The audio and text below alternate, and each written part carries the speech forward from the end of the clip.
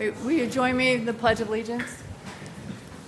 I pledge allegiance to the flag of the United States of America and to the republic for which it stands, one nation, under God, indivisible, with liberty and justice for all.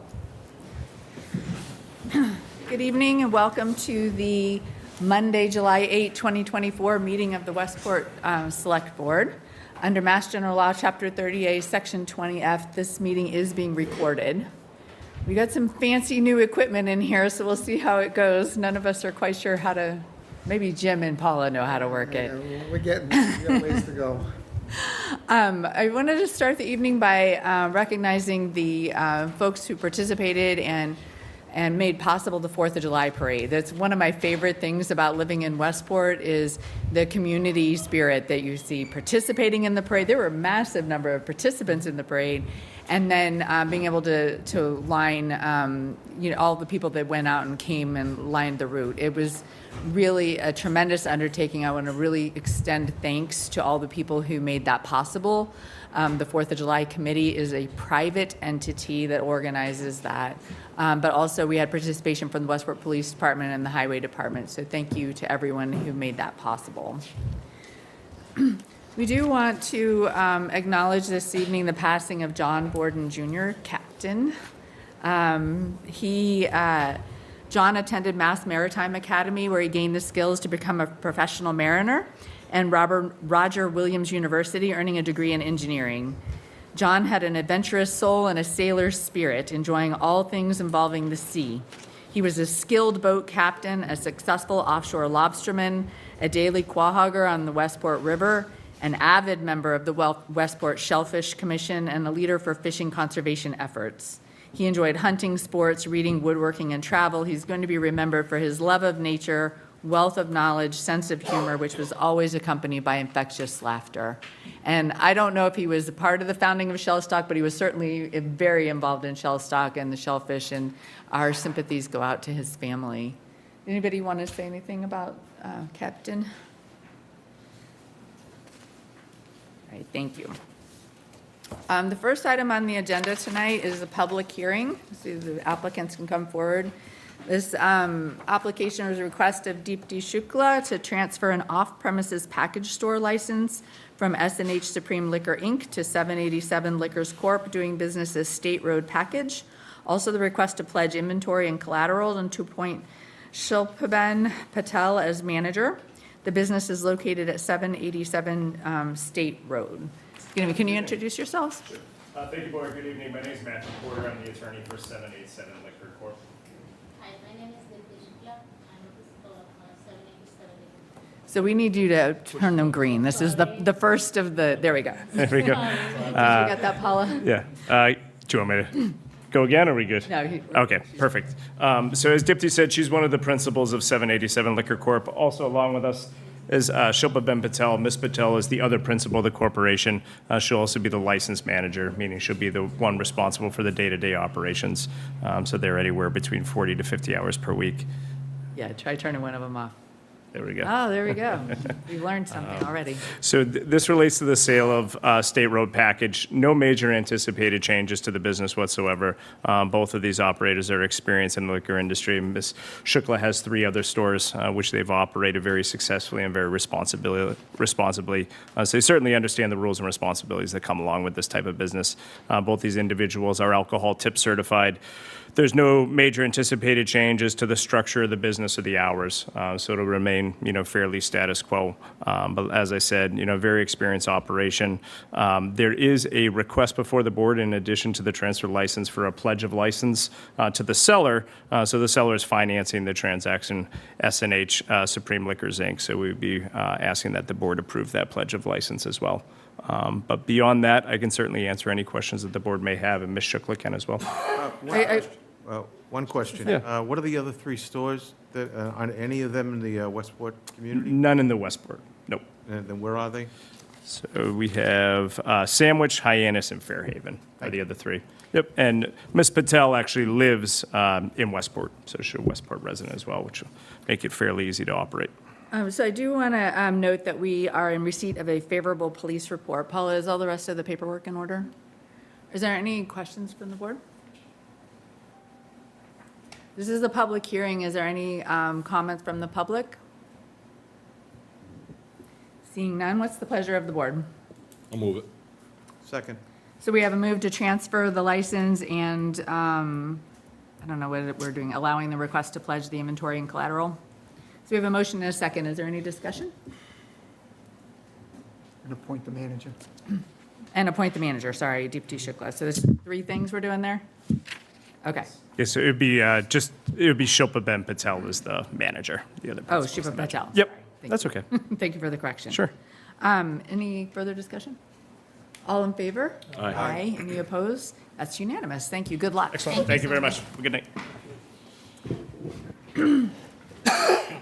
The next item on the agenda is license and permits. We have a request from the Holy Ghost Club, 179 Sodom Road, for one-day liquor licenses for Sunday, July 28, 11 to 5, a family reunion, Saturday, August 3, 12 to 4 for a class reunion, Saturday, August 10, 5 to 9 for a fundraiser, Saturday, August 24, 1 to 7 for a cancer fundraiser, Thursday, August 29, 1 to 7 for a wedding, Saturday, September 14, 4 to 10 for a wedding. We are in receipt of a favorable police report with recommendations for details. I'll move with recommendations. Second. Is there any discussion? Anything from the public? All in favor? Aye. Aye. Any opposed? That's unanimous.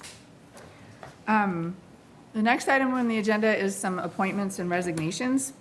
I do want to call out on the Economic Development Task Force and the Infrastructure Oversight Committee. I've been in contact with the chair of the Planning Board and the chair of the Finance Committee, and both of them have told me that their boards have not yet selected their representative for these committees. So there are there's one planning board rep on the Economic Development, one seat on the Economic Development for Planning Board, one seat for Finance Committee. And then on Infrastructure Oversight, there are 2 Planning Board seats and 1 Finance Committee. Both of those chairs have asked us not to make those appointments tonight.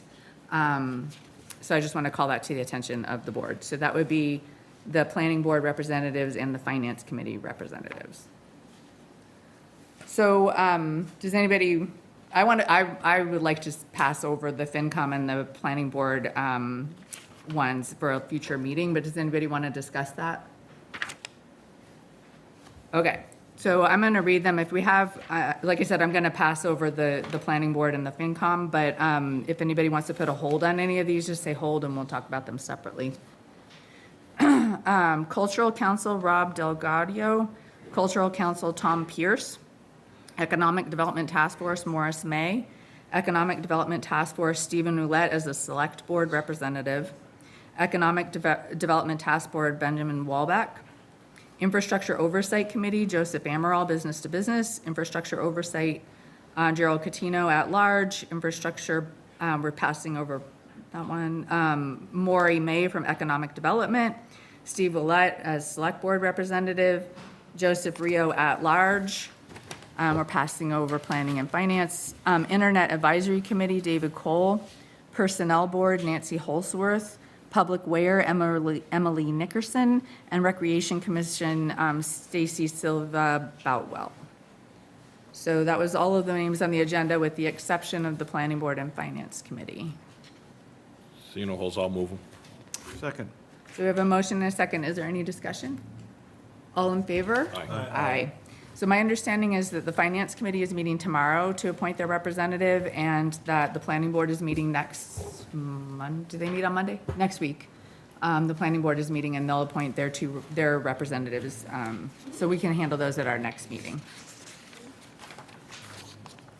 The next item is a discussion on short-term rental from Richard Brewer requested this. So Dick, you want to talk to us? Sure, Madam Chair and others, microphone on as I get used to this. So after the town meeting, at our select board meeting that followed, we talked about the things we have to do to brush up on and follow through on and do to get ready for the next town meeting or to get ready for other things in between. And the one item that we talked about a couple of things, one of which is Route 6, and we pretty much covered that. And the other one was the short-term rental situation. The reason I thought we should talk about it is because we're kind of in an untenable position, to put it mildly. So we have something that, since the motion failed at town meeting, which would have made short-term rentals legal but with restrictions, because of that failure, we're back to where we were before, which is short-term rentals are prohibited in the town of Westport. Leaving aside the fact that it's never really been enforced, and the town collects revenue for it, and so does the state. That leads me to conclude we've got a situation here that at some point in time, it's got to be remedied. And I think we can put our heads together and figure something out. Maybe we need a different motion at the next town meeting. I don't know. I don't want to prescribe an answer for this quagmire that we're in, but I think we can work together. So what I was suggesting that we do is get all our heads together, mainly the planning board, the help of Michael Burris, who's here tonight, and the zoning board of appeals, and have at it and say, what can we do here? What can we do to get this thing fixed in some way that's better than what it is now? Because the status quo right now, I don't think anybody's happy with it, and it's a great big contradiction as far as I'm concerned. So we've got to iron it out, and it seems that after 50 years of this, maybe the time has come. So I thought we should give it another try, and we put it on the agenda to have some open discussion and to see if there's any potential ways to remedy this problem. And that's all I have for, say, opening remarks. And I know we might want to hear from Michael on the survey that's done online that is soliciting opinion from citizens as to what some of the things that we should do here. What should we do next? How do you feel about this? How do you feel about that? So with that introduction, I would say I'll turn it back to you as chair to lead the discussion. All right, so I see that we have Michael Burris, the town planner, and we have Roger Menard from the Zoning Board of Appeals. So did you guys want to come forward and kind of participate in this discussion with us? Can I just say one thing first? Sure. Yeah, I think it's a really good idea to have a discussion on this, but we all need to understand that the select board has no authority to do anything regarding zoning issues. That's all right, we're I think having, it's a really good idea that we discuss it, get it all out in the open and start over again. But we all, we have to understand that the select board really doesn't have a role in this other than facilitating things. so just to be very clear, we're having a discussion item on the agenda tonight, no action item. Right. So we're not going to take any action, but I. Yes, that's a other great than idea. discussion. So I'm going to invite you guys to come forward to sit with us, because Madam I feel Chair. like you have information to offer. Go ahead. Could I get a clarification on that? Because the select board certainly has a big role to play in putting articles at town meeting. Yes. And that's where this might end up anyway. So I think our role here is quite predominant. So I wonder if we can start, Dick, you mentioned a survey from the planning board. So, yeah, so we need to turn them green, although apparently only one at a time. One in the middle. Apparently one at a time. So, Michael, can you maybe talk about what the planning board is doing so far? Yeah, so the planning board would like to bring forth articles at town meeting 2025. And so in service of informing, drafting a new, or revising the bylaw that was brought to town meeting in 2024, we posted a survey that has been up for almost a month now, and we're going to leave it up for another week. And we would really like folks in town to go take that survey. We've had about 400 responses so far, which is pretty good for a smaller community. And that data is going to inform, really after town meeting, where we wanted to know where things went wrong. We wanted to get the finger on the pulse of what the community was feeling in terms of different preferences for short-term rentals. And so we could go back to the drawing board and develop a zoning bylaw that would be a little bit more attractive for folks to vote for at town meeting. And so before we even go and start redrafting any of the language, we would like to have this data in place to inform that, to inform future discussions. And so once we have those community preferences established in the survey data, then I think it'll give us much more fruitful discussions when we reconvene the short-term rental committee which is the planning board. The planning board did ask and recommended that the short-term rental committee reconvene at a future date, and it was agreed that we should wait until this data has been developed. Can you talk a little bit about the process that is, like, that follow last time, but you're going to follow again, the process for public hearings and things like that? So if you were targeting the town meeting, so in May of '25, what is the process that we go through before we make zoning proposals? So last year, well, on a base level, what you would do is you would have articles that are, or not articles, but you would have a zoning bylaw that would be discussed before the planning board, and you'd get a, general indication of, are these articles or items that they would like to bring forth to a planning board public hearing? And if so, then we would warn a public hearing, and there would be a public hearing, and typically we would have it in the town annex unless we're anticipating overflow or something like that. And then those draft bylaws would then be recommended for town meeting. What we would do for the short-term rental committee is have a little bit longer of a process to solicit more public input throughout drafting the bylaw. And that's what we did with Roger and members of the planning board and the Board of Health last year. So the process that we started last year was in, I think it was late summer, early fall, and there was a committee with members appointed from the planning board, zoning board of appeals, and Board of Health. And there was 6 or 7 public meetings for that. And so we would have a similar process moving forward for town meeting next year, with the short-term rental committee reconvening and then providing those recommendations to the planning board. The planning board would then take those recommendations and have a public hearing, and then they would vote on those recommendations for placement on the town meeting articles. All right. I'm going to ask for Roger's input, but is there anybody have any comments or questions for Michael on anything he just said? Where do people find the survey?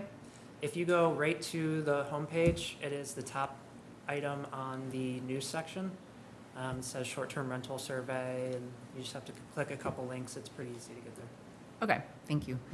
So Roger, you're chair of the Zoning Board of Appeals. So can you talk a little bit about the ZBA's role in this? Well, the ZBA's role is primarily on any appeal that comes to us from a cease and desist order.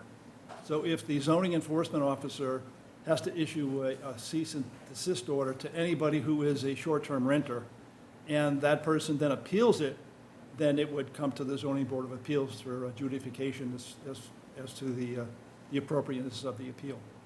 So I just want to make sure I understand. So, because we talked about, you said at the outset that the select board didn't have a role. So we do have a role in placing items In on the placing warrant, the although we typically post whatever the planning board asks us to do. But the zoning enforcement officer also reports to the select board. So is that true in the role of zoning enforcement officer? We don't typically dictate specific actions that he takes, but he does work for us. He does, yes. All right, so we do have a role in that we employ the person who would be Employ them. issuing somebody a cease and desist order. Right, and I discussed this with Attorney Blake, and he was pretty adamant that, and you can verify that, you can talk to Attorney Blake, that essentially the select board really doesn't have a role other than passing an article for any new zoning bylaw. I mean, I read in news that, that there could be a moratorium or something. That's not something that could be done by the select board. You could certainly work with Ralph, the zoning enforcement officer, on how to enforce it, but putting in, any kind of blanket response to this is something that's not within your purview. Does the ZBA have any current cases related to this? No, we do not. You don't, okay. So right now, there's nothing that you're aware of or that's in front of you now? That's correct. We have nothing for the related next to few this. months. So Well, would- we have nothing related to, Short-term rentals. So would you, I don't know if you guys have taken a position or not, but is it your opinion that there needs to be some action prior to the May 25 town meeting, or is waiting until May seem like it's probably okay? I don't know if you have No, an no, I official agree with Mike. We need to reestablish the short-term rental committee to generate a set of bylaws that are hopefully appropriate for the town. We did this, again, I think we had 6 or 7 meetings, all open to the public. We had a lot of open discussion, and we came up with a set of bylaws that went to the planning board, and the planning board then had a couple of meetings, and they changed as appropriate, and then that became an article for the town meeting. And I would expect this time would be the same, except now we're going to have the results of a survey, and having learned from going through this once, hopefully we can iron out the major problem areas of, it is really tough to balance. We all want to allow short-term rentals. They've been here forever. I don't think anybody wants to say that we want to ban them. That's not what we want to do. But we also want to protect neighborhoods. So that balancing act is a difficult one. Too much regulation hurts one side, too little hurts the other. Finding that middle spot is a difficult job. I'm having a hard time figuring out why we're talking about this right now. I Because Mr. understand it Brewer asked came up, us to talk it was about a it. follow-up, but now I'm listening to our role and all the questions related to our role and seeing that unless I'm hearing otherwise, our only role is to maybe get a progress report so we can decide whether or not it's suitable to put on an article on the agenda for either the next town meeting or a special that may occur where this could be discussed in the interim. Well, I think this has been helpful information, though, to understand what is Right, currently but being I'm done. also cognizant of, we're spending a lot of time talking about something we have no authority over. But I think it's good for all of us to understand how the town is moving, and that there is maybe a way forward. So Dick, you asked for this to be on the agenda item, so did you have any comments or questions for these guys while they're here? Not really. I mean, what I wanted to do is get it on the table for discussion. I think we do owe the public the obligation of information, of education, and to let them know when something is unresolved, that we're concerned about it, and whatever we can do, we will help move that along. That's all that we're doing here, so that people know that we're not asleep at the switch. It was the same thing with Route 6. People are asking me and others, well, what are you going to do next now? Well, we had to talk about that. People want to know that. So we have a role to play. We also have the role of influence. And I would not underestimate the influence of the select board at town meeting. In the past, I can cite numerous examples where they pretty much listened to a lot of things that we had to say. So our role is not perfunctory here, but it's not direct, as Roger points out, I agree. And as far as Craig's comment is concerned, yeah, now we're at this point now, knowing what we now know, and we've clarified a few things, and we know people are working on it, that seems to satisfy. Thank you. Anybody else have anything for these guys? Is there anything else? Oh, go ahead, Jim. Just one thing, as far as the selectmen's role, anybody can submit a zoning petition. Select board could submit a zoning petition for moratorium, they could submit a zoning petition to change the zoning, as well as the residents, but it still has to go through the planning board process, public hearing process. I also want to point out that the select board can call a town meeting. So we could call a town meeting prior to May. So we don't have no role, but I do appreciate this update because it sounds like things are moving the way they should be. Did you have another No, comment? I'd have no problem having an update. If we had got to the point where you'd finished the survey, you had some recommendations, you wanted to come back to a meeting in the future to give us an update, because to your point, Madam Chair, is that we may have a special, and this may be something that we would want to place on for a special as opposed to waiting till next May. My only point was one of process. Yep. Just one question, though. We had a subcommittee for short-term rental. I believe that at the end of June, subcommittees become null and void. It depends on how the committee was created. We never disbanded. We'd have to look and see if there was an end date on the committee. Yeah, I'm not sure how, was it created by the select board or was it created by the planning board? Created by the planning board. So the planning board could make their own appointments and extend those dates. They would have those dates. It could be a 2-year appointment, it could be a Okay. 1-year appointment, however they set it up. Okay. Yeah, you'd have to check how it was set up We have a originally. meeting next week, so we can put out a call for whoever is on the committee right now, if they would like to be reappointed, and we can reappoint them next week. Okay. Tim, did you have anything else? That's it. Is there anything from the public? Okay. All right, well, thank you for your time, I appreciate it. Somebody has their hand up. Oh, somebody, if you, sorry, you have to come to the microphone.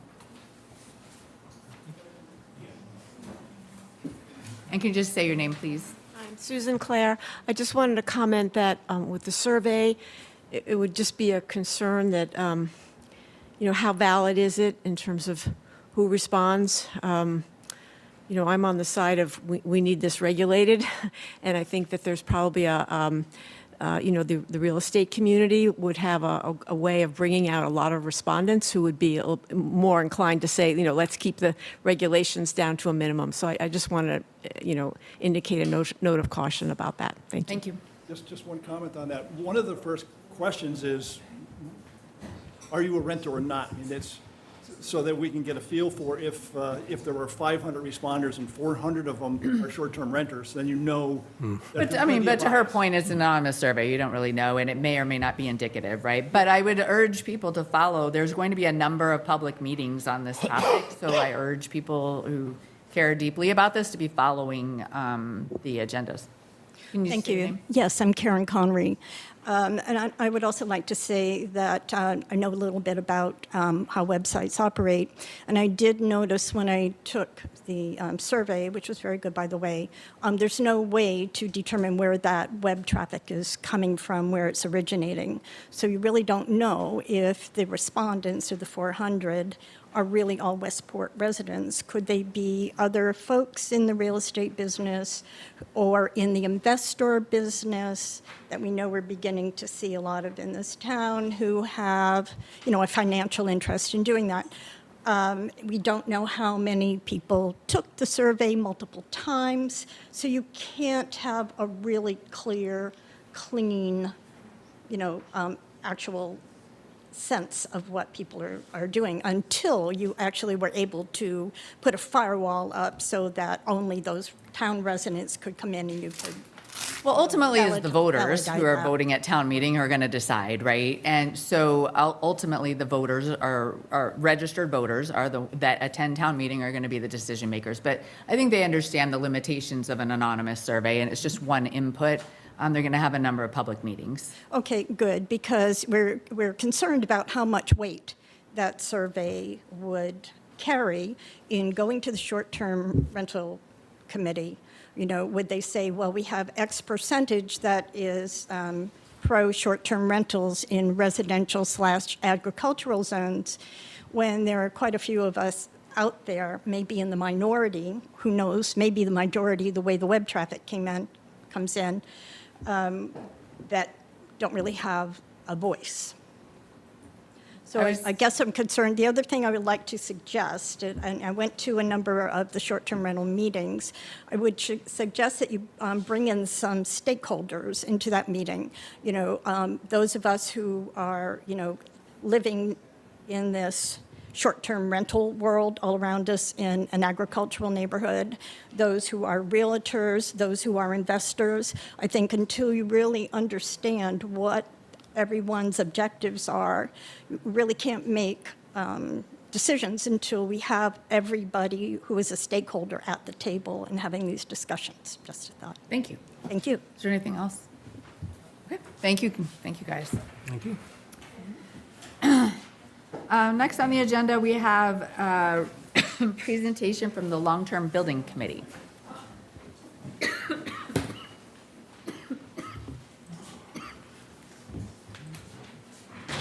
And I believe we were given a copy of this, so we can follow along. You don't have to look at the distance screen. Can you just introduce yourself, please? Absolutely. I'm Christopher Thrasher of Drift Road, and I am the chair of the Westport Long-Term Building Committee. So just wanted to begin very quickly with acknowledgement of the committee members in this current term as well. I think that's next. I'm sorry. There we go. So, members of the current committee, and also thank you to Ms. Brown and Ms. Cindy Brown and Evan Gendro, who've have attended tonight's meeting as well. And also thank you to the previous members of the committee whose terms expired on the 30th of June.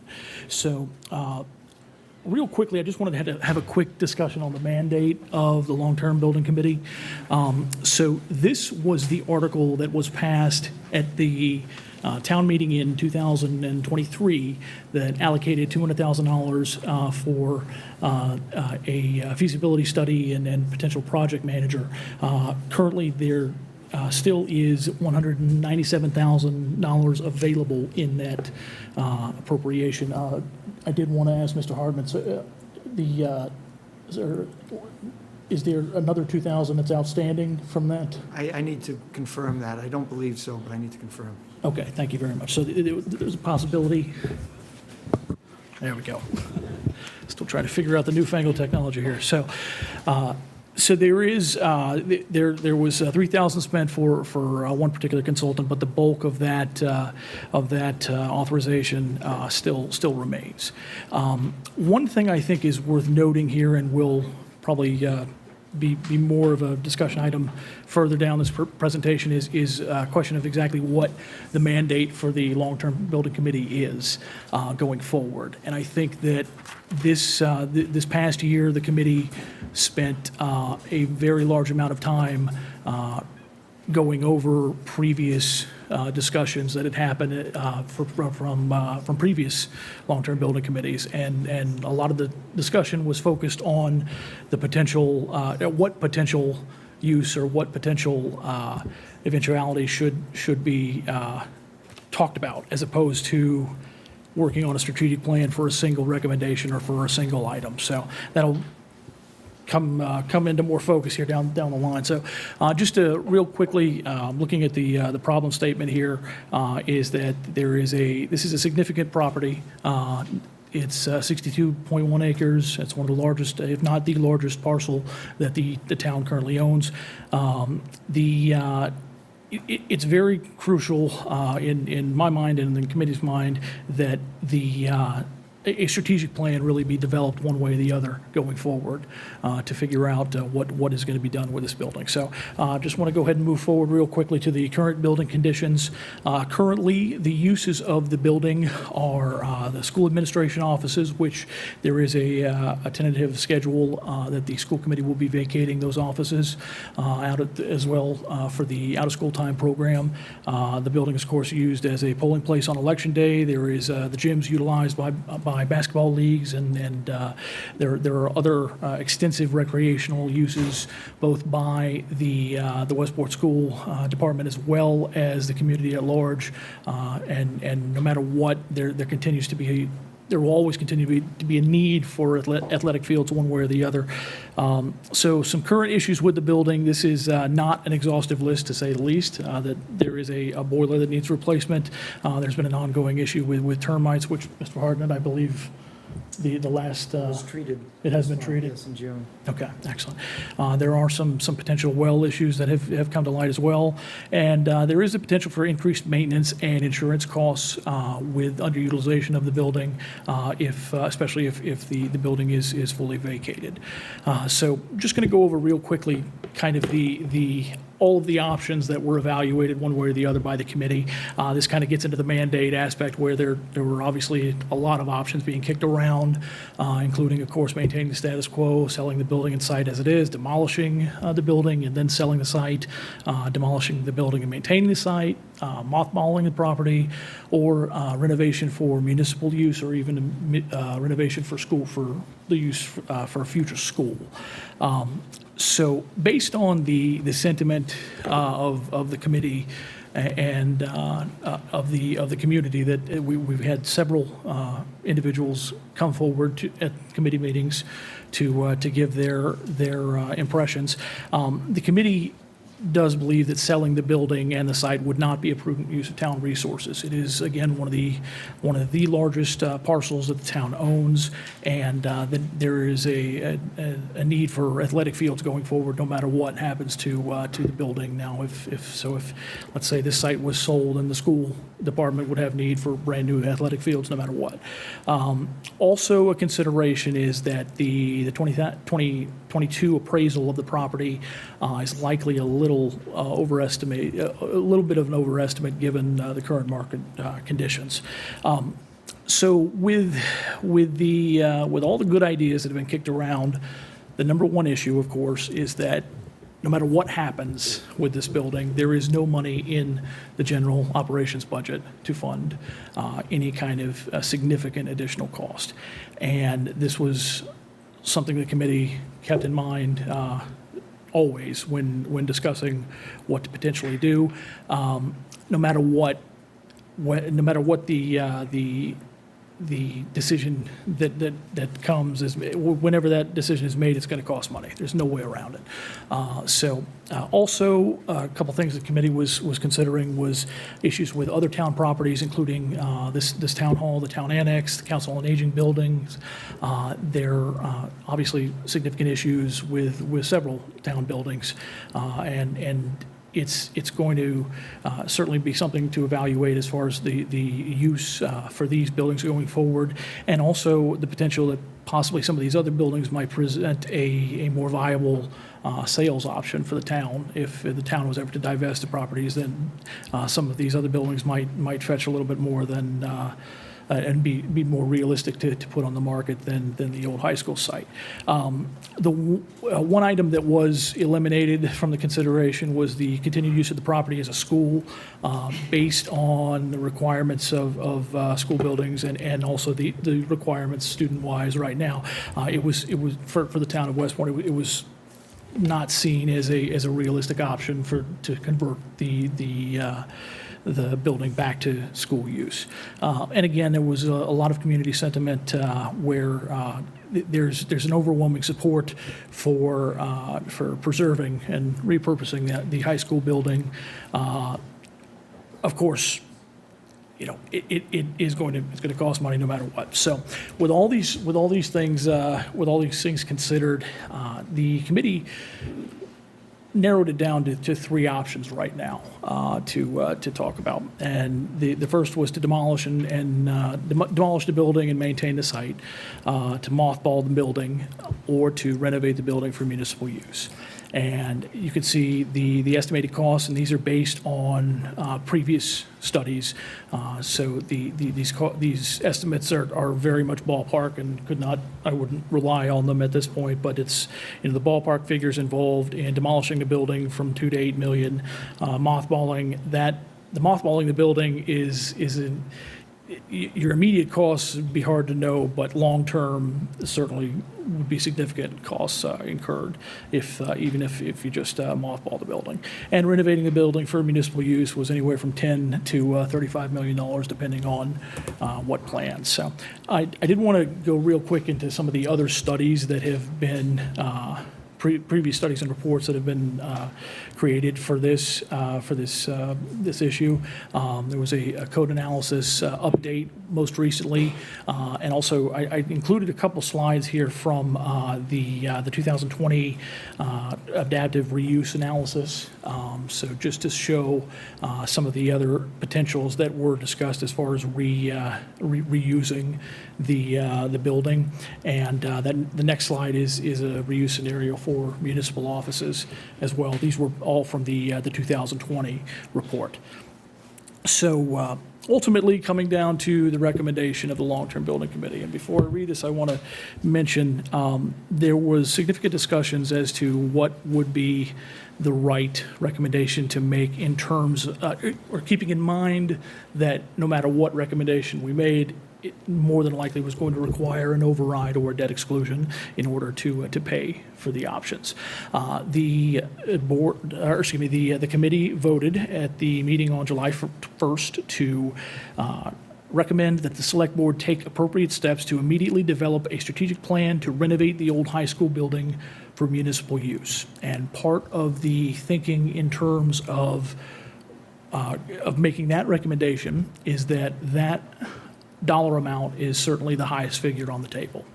And we feel that, as a committee, felt that it's appropriate to present the town with the option to preserve the building and renovate the building for municipal use, knowing that it would cost a significant amount and knowing that it would require such a vote. So the idea is that if the town does feel that they want to preserve and renovate this building, it's going to require the funding. So let's start with that large dollar amount and see if it goes through, and go from there.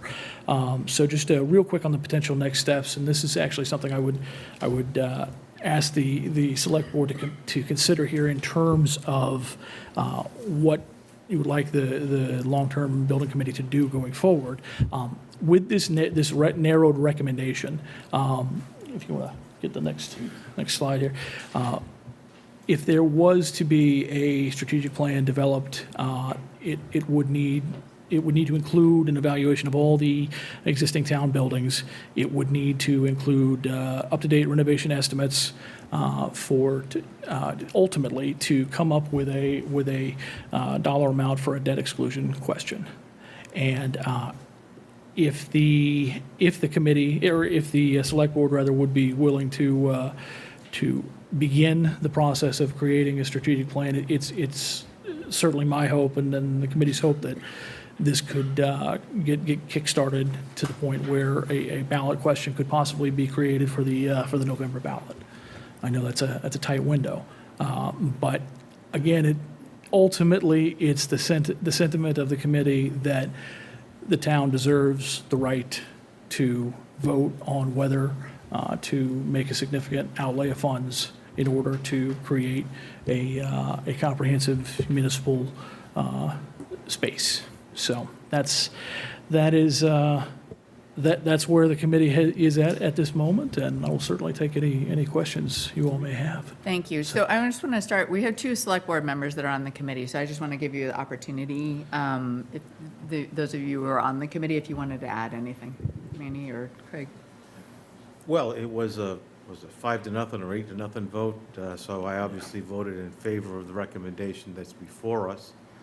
One of the reasons that I did is I looked at some of the existing buildings outside of this building and realized that they are probably less suitable for their uses than reuse of the high school would be. And I called to attention the annex, which is a horror show in terms of trying to get in, navigate. You have between handicapped accessibility and the fact that the building is built on a split level, that it is not a user-friendly, customer-friendly building for the town, and that a portion of the former high school would be, notwithstanding some of the cost of doing that, would probably be better.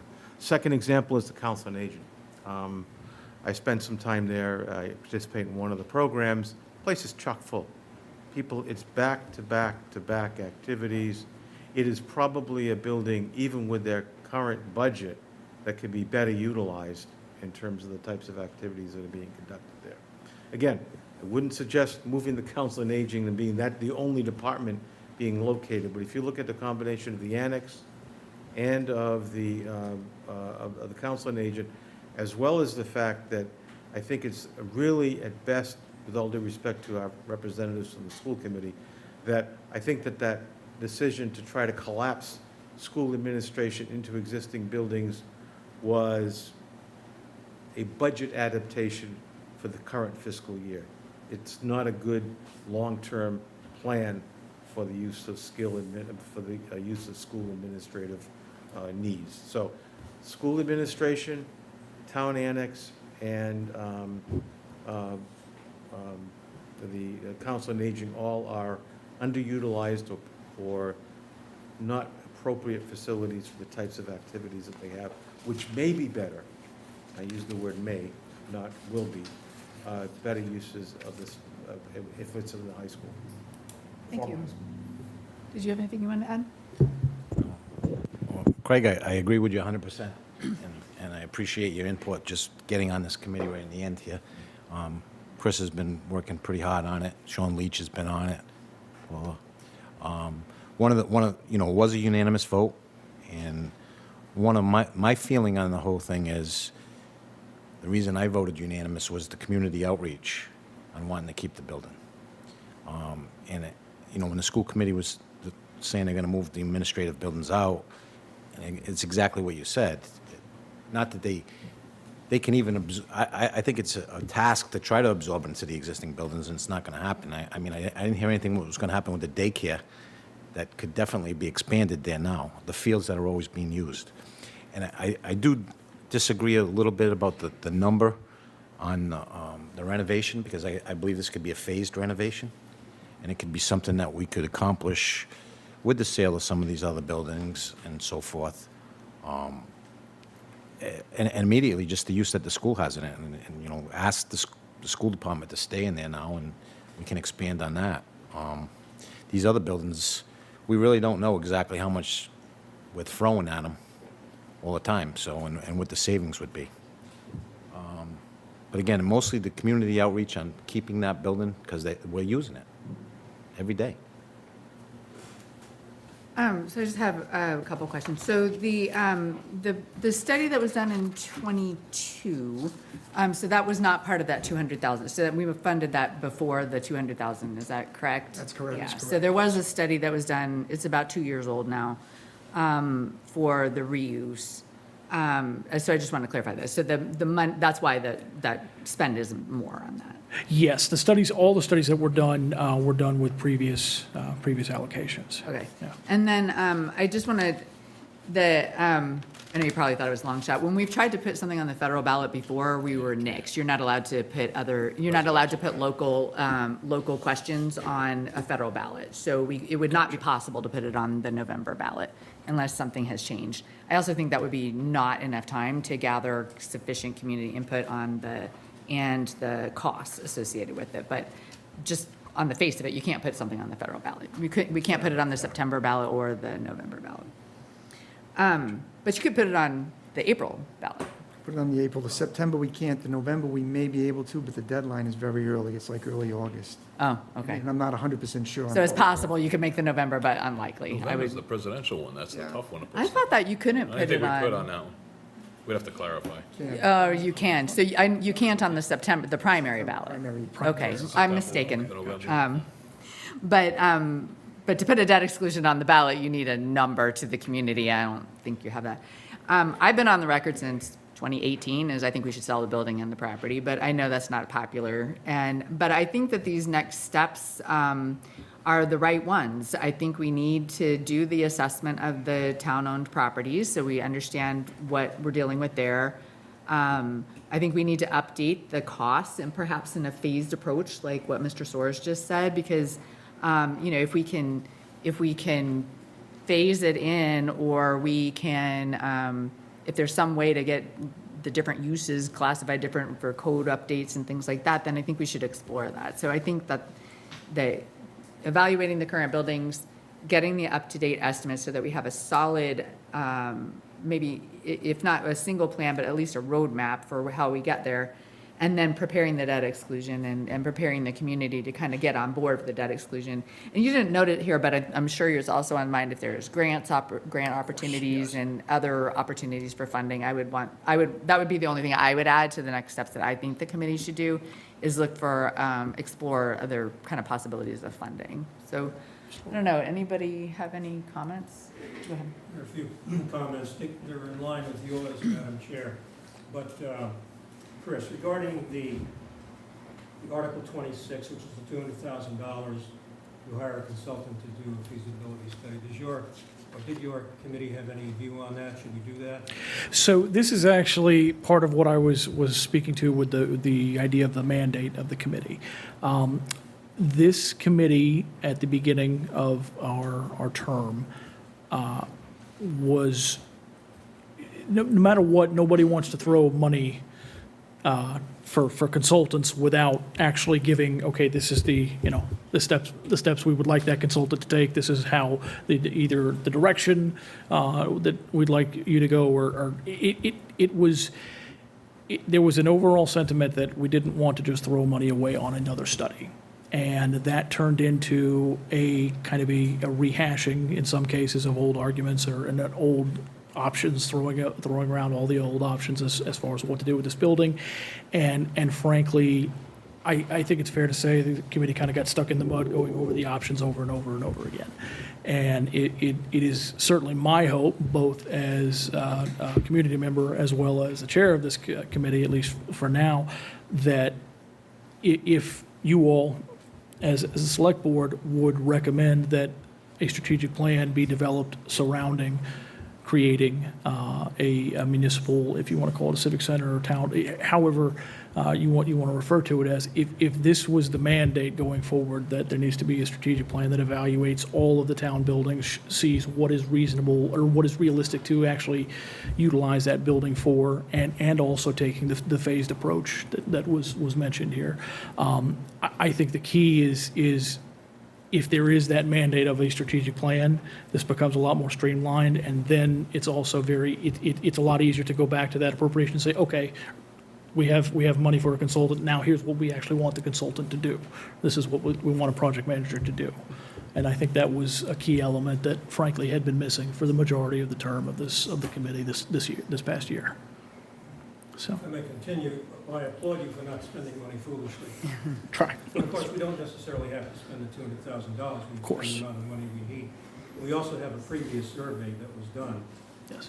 It stopped short of being a feasibility study, but did have valuable information as to the cost of a number of things. And for example, they talk about the renovation of buildings here and how much it would cost. $4 million, and I realize there's the rest of it was a good change. $4 million to renovate this building, and $4 million, and more than that, to renovate the annex. One thing that a consultant could do for us is, in terms of feasibility, is answer some questions that we've been pondering. For example, what do we do with this building? I'm particularly interested, as other towns have done, they sometimes take old buildings, put an addition onto them, and consolidate some functions there. So I can envision that this building could be renovated and put an extension on the back, and the functions of the annex that are now performed there could be there. That also takes care of the annex problem, which I agree is a problem. Then you would have a usable building right here for the next 50 years, if the plan right, you got to make it big enough, of course. But that doesn't solve every department's problem. I don't know if that would help the highway department. They could have an office here, but not necessarily trucks or anything. Council on Council on Aging is a different problem, and I don't think that we should really build a plan around that.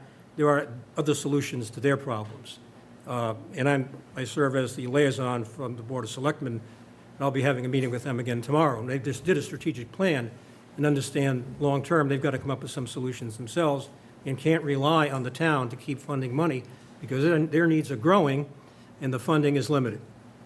So the idea of a strategic plan I think is a good one, but I would certainly take advantage of a consultant, the right one, who would answer the questions as to what are some of the things we could do here. Obviously, I don't think right now the mood is such that a debt exclusion for $29 million or 30, which was the number that was put in there by the Utile consulting firm. And that could be off, but it could be low also. Somebody once said to me, well, it could be off, and I said, yeah, it could be off high and it could be off low. I don't see that being feasible, but a smaller project, like the one I described, would probably be more in the number of like $8 million, $9 million, just what it says here. I have no reason to doubt it. That I think is more saleable and more palatable and does offer a long-term solution for the town employees who are domiciled here. So I take that, I guess my question is, your committee doesn't necessarily have a problem with any of what I've said, I would think. you don't have to agree with me on any of it, but what I'm saying is conceptually, if we're doing a strategic plan, this fits in with that concept. Yes, no, I would absolutely agree with that. I think it's worth noting here that in the end, the two options that the committee was really kicking around in conversations came down to recommending a strategic plan to renovate for municipal offices or demolishing the building. And it was the sentiment, the committee, and certainly my sentiment, that it would be a lot harder to ask the town to vote for $2 to $3 million or however much it would cost to demolish the building. But if we were to go to the town with that idea first, I just feel like that would be a whole lot less palatable. Asking the town to, do a debt exclusion that for the cost of the demolition, and you get nothing for it. So from there, it really evolved to, okay, well, should we start high and then go from there? As far as, at the end of the day, the voters of Westport should have the opportunity to have a real substantive vote, not just a vote of, what would you like to do with it in a perfect world, but a vote with, hey, this is what's going to cost realistically, an up or down vote with a number. I do agree that ultimately a strategic plan should be, it should encompass the uses of all municipal buildings. It should evaluate all the municipal buildings, there's no question. And whether it's a renovation or an addition here or, addition at the Council on Aging, whatever that is, I do believe that should be part of the same overall plan. Are you done? Yeah, I'm done. Go ahead. Thank you. You just made half of my point, which is we can't go to the town asking for money until we asked and all the what-ifs, the other sites have been addressed. Yes, In other words, absolutely. we're gonna say, okay, we're gonna do this, let's say demolish the building, we're gonna do this and put something else, they say, well, what about the annex? What about the council on aging? So we need to be able to, in terms of the concept of a plan, be able to answer what is our approach to all of the buildings that may become surplus or need substantial renovations in order to maintain their current level of utility. I think that's kind of what the committee was doing. We looked at all of those things. And I think, not last town meeting, the town meeting before, I think it was voted at that town meeting that the selectmen decide what to do with the building. So I think the building committee's recommendation to move forward with municipal buildings is something that the selectmen have in their jurisdiction right now through town meeting to vote, to say, all right, we're going to use this for municipal buildings. And this strategic plan, that obviously if we do decide that that's what we're going to do, the strategic plan has to be developed on how we're going to do it. But I think the whole idea was, in that town meeting, they were, and I also sat in the master plan review committee meeting where they discussed the other uses of this building, and that's where demolition was discussed, and donating to a housing trust and all this other stuff. But again, that was the reason I voted the way I did at this meeting, was because of the public and the need that the town has and the use that we're still using it. So that's why I think in the phase moving in, and that the selectmen, in my opinion, I might be wrong, Jim, but I thought that's what we voted that town meeting was, to decide what we're going to do with it. No, the town meeting vote authorized the selectmen to sell the building. That's what the town meeting vote did. So that's it. That's what it did. So we probably would have the authority to renovate, but we have no money, right? So in order to get money to do any work associated with that building would require a different town meeting vote, right? So we had a town meeting vote to authorize this $200,000, which I believe we can spend. I actually think we should spend it on this, hiring someone to help us with these evaluating the buildings and the coming up with the estimates, right? So we have this authorization to spend money to hire somebody to help us do that. We have an authorization to sell the building if that's what we decide to do. But anything beyond the $200,000, we would need an appropriation from town meeting. Jim, do you have a copy of that authorization in the other town meeting on exactly what it said?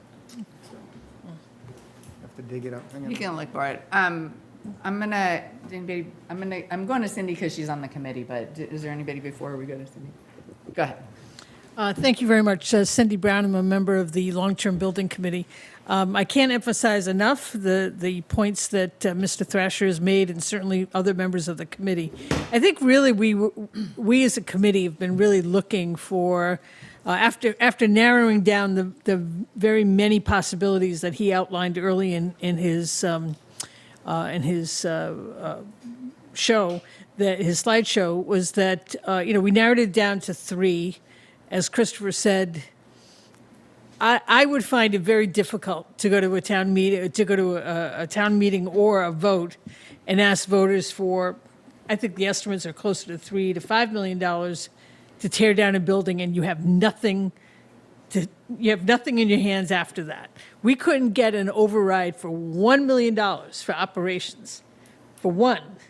So to ask the voters for $4 or $5 million to knock down a building and you get nothing in return for it, more or less, you still have the land, I think is a very big swallow. I mean, that's tough. So that was one of the reasons why I felt that we really should move to renovate it. I think the Council on Aging needs, I think, we've got some parking issues there. Maybe they didn't warm up to it initially. They didn't like all of the space there, but a lot of that had to do with parking and with some of the decor and how the building was designed. That could be fixed in a renovation. So it really would click off a lot of boxes. Mr. Viveris at one of our last meetings had indicated that 400 kids use the basketball program at the recreation. They're not the town teams.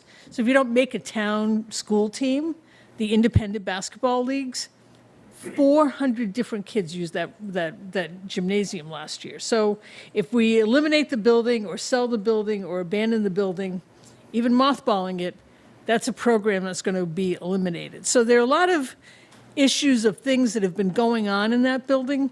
Mothballing it, to me, is not, if we don't have an end game and you're mothballing it, you're just sinking money into it for no reason at all. You have no end game. So it's either knock it down or build it up. So we might as well build it up. It's a tremendous asset. I think that there are many future uses for that building, and it's worth preserving. I think that it's an excellent idea to include the survey of the other town buildings. Some of them have perhaps some historical liens on them that may not allow us to sell the building, but perhaps they can be repurposed. So I think that our committee was really looking for guidance from the select board as to which way should we go. We've been swirling this around for years, and we really would like a direction of which way of those 3 options that have now been narrowed down, which one should we be aiming towards? Because I think that would help a lot. Thank you. Thank you. I just want to go back to Mr. Soar's comment. So Article 31 of the town meeting, which doesn't have the year, which year it was, to see if the town will vote to transfer the care, maintenance, and operation of the Westport Senior Junior High School located at 19 Main Road in Westport from the school committee to the Board of Selectmen. So that was transferring authority to the Board of Selectmen. And further, that the Westport Board of Selectmen be authorized to transfer ownership of said property on such terms as they deem appropriate within law and/or take any other action relative thereto. So it was authorization to transfer ownership of the building. Did that answer your question about that article? So that wouldn't include keeping ownership? We could keep it because the first part of the vote transferred the care, maintenance, and operation to the select board. The second part of it authorized us but did not require us to transfer ownership of the building. So we would be able to authorize turning this into a municipal building? We can authorize whatever we want to do with the building, correct? We could, like we did, we leased it to the school department, right? So we can do that, correct? We need money to fund any kind of investment, which would require an appropriation of some sort. And we're presently using it, so that could be a good reason to authorize using it as a municipal building, to continue using it as we seek funds to renovate. We could consider that. Okay. Hi, Tony Vieira. It's actually been 8 years or more since we've been dealing with this, and we've had a number of studies and consultants. And we do have the data that you're asking about dated now, but some of it was done in 2016, some of it was done in 2018, some was done in 2020, some was 2022. One of the issues we've always had, the chair and a number of the members of the Board of Selectmen have been to meetings for business to business over those years. We've had hearings about it, and we've got community input.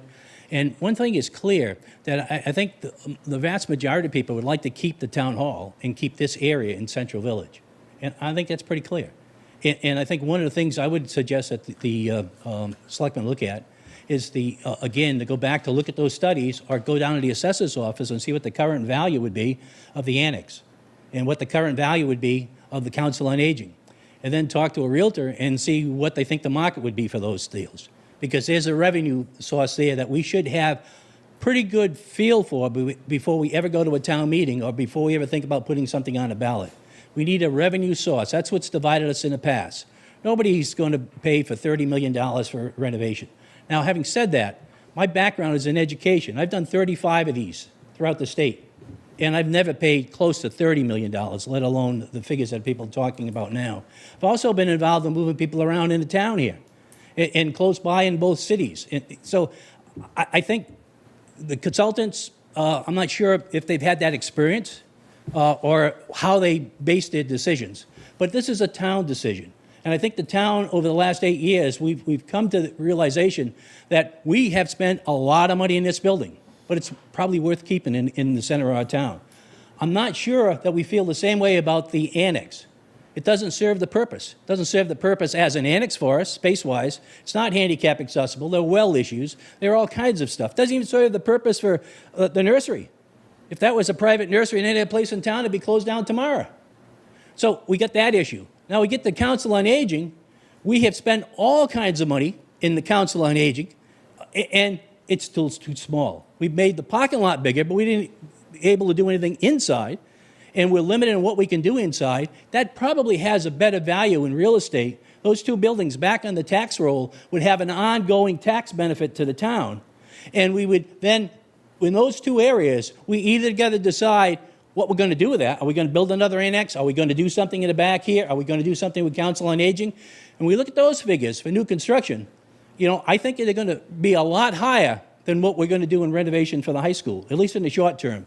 Long-term planning committee, 2 chairs ago, and a totally different committee had came to the conclusion. As a matter of fact, I met with this town administrator, Jim, and we had some people that were interested in buying the high school if it went out to bid.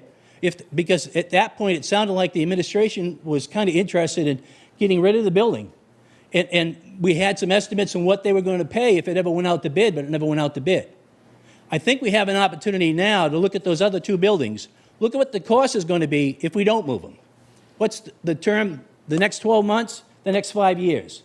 You total that up, and you look at moving those same offices with the expansion opportunities that they have in high school. I think it's a good kind of a business model that makes sense for our community. I would not recommend that we go to town meeting, we have a special town meeting, we have anything else until you do that.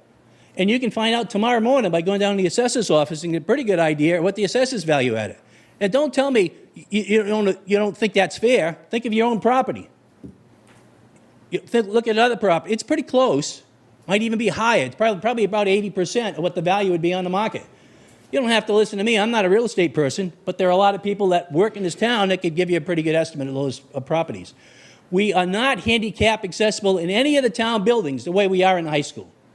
So this idea about, well, we got to do all these major renovations in high school, well, if the school goes out, the price tag will go up. So I hope the school doesn't go out of there. We moved the people from the middle school using the sheriff's office to the high school. Now, there was some cost, I'm sure, involved, but it certainly wasn't big when using the sheriff's office. And I don't think we had any major problems in doing that. There are other ways. We have large moving companies in town that could do some of the moving. I would suggest over the next few months we start looking at some of this stuff. We have areas of town right now, including the highway department's office, including the annex. I'm not saying you move the highway department. I'm not saying you move the town hall. But it's not really any standard that you are going to use for your zoning board of appeals or for your building department or for the planning board.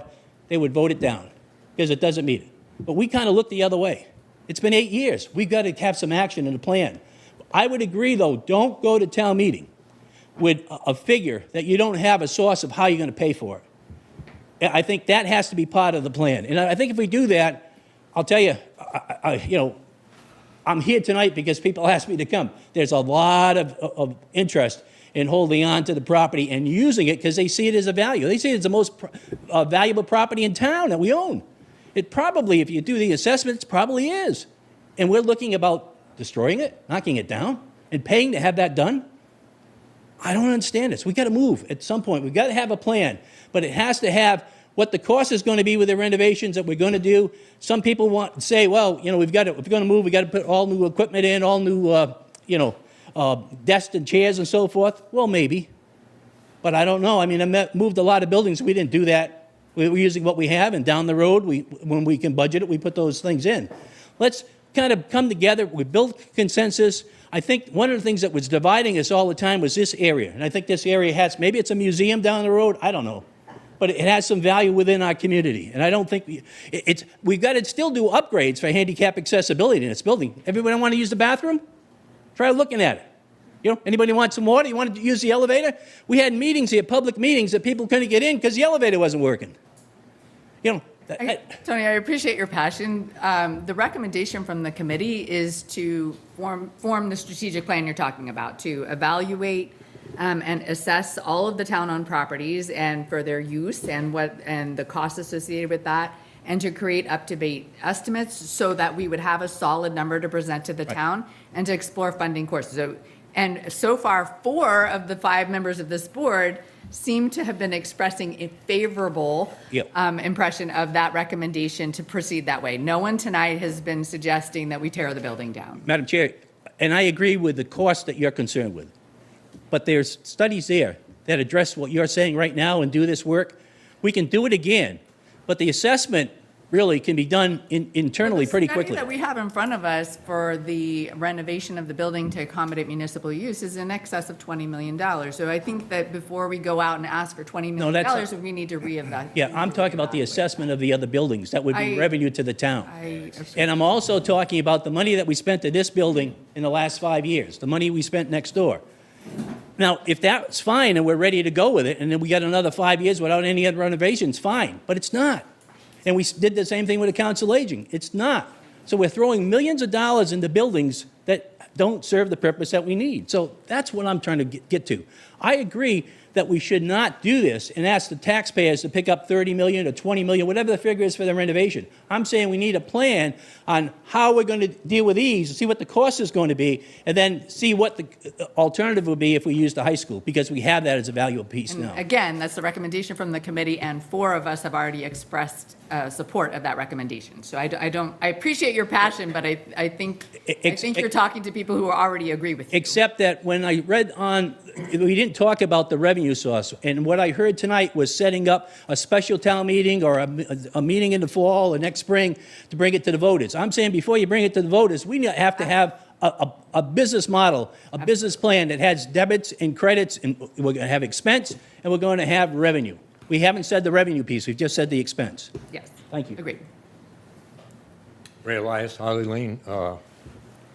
I'm in here just to support the kids that are using the fields now. I just left the ball practice at 177. 4 of those fields that are not even fully completed yet are being used right now. The 2 at the high school are being used right now.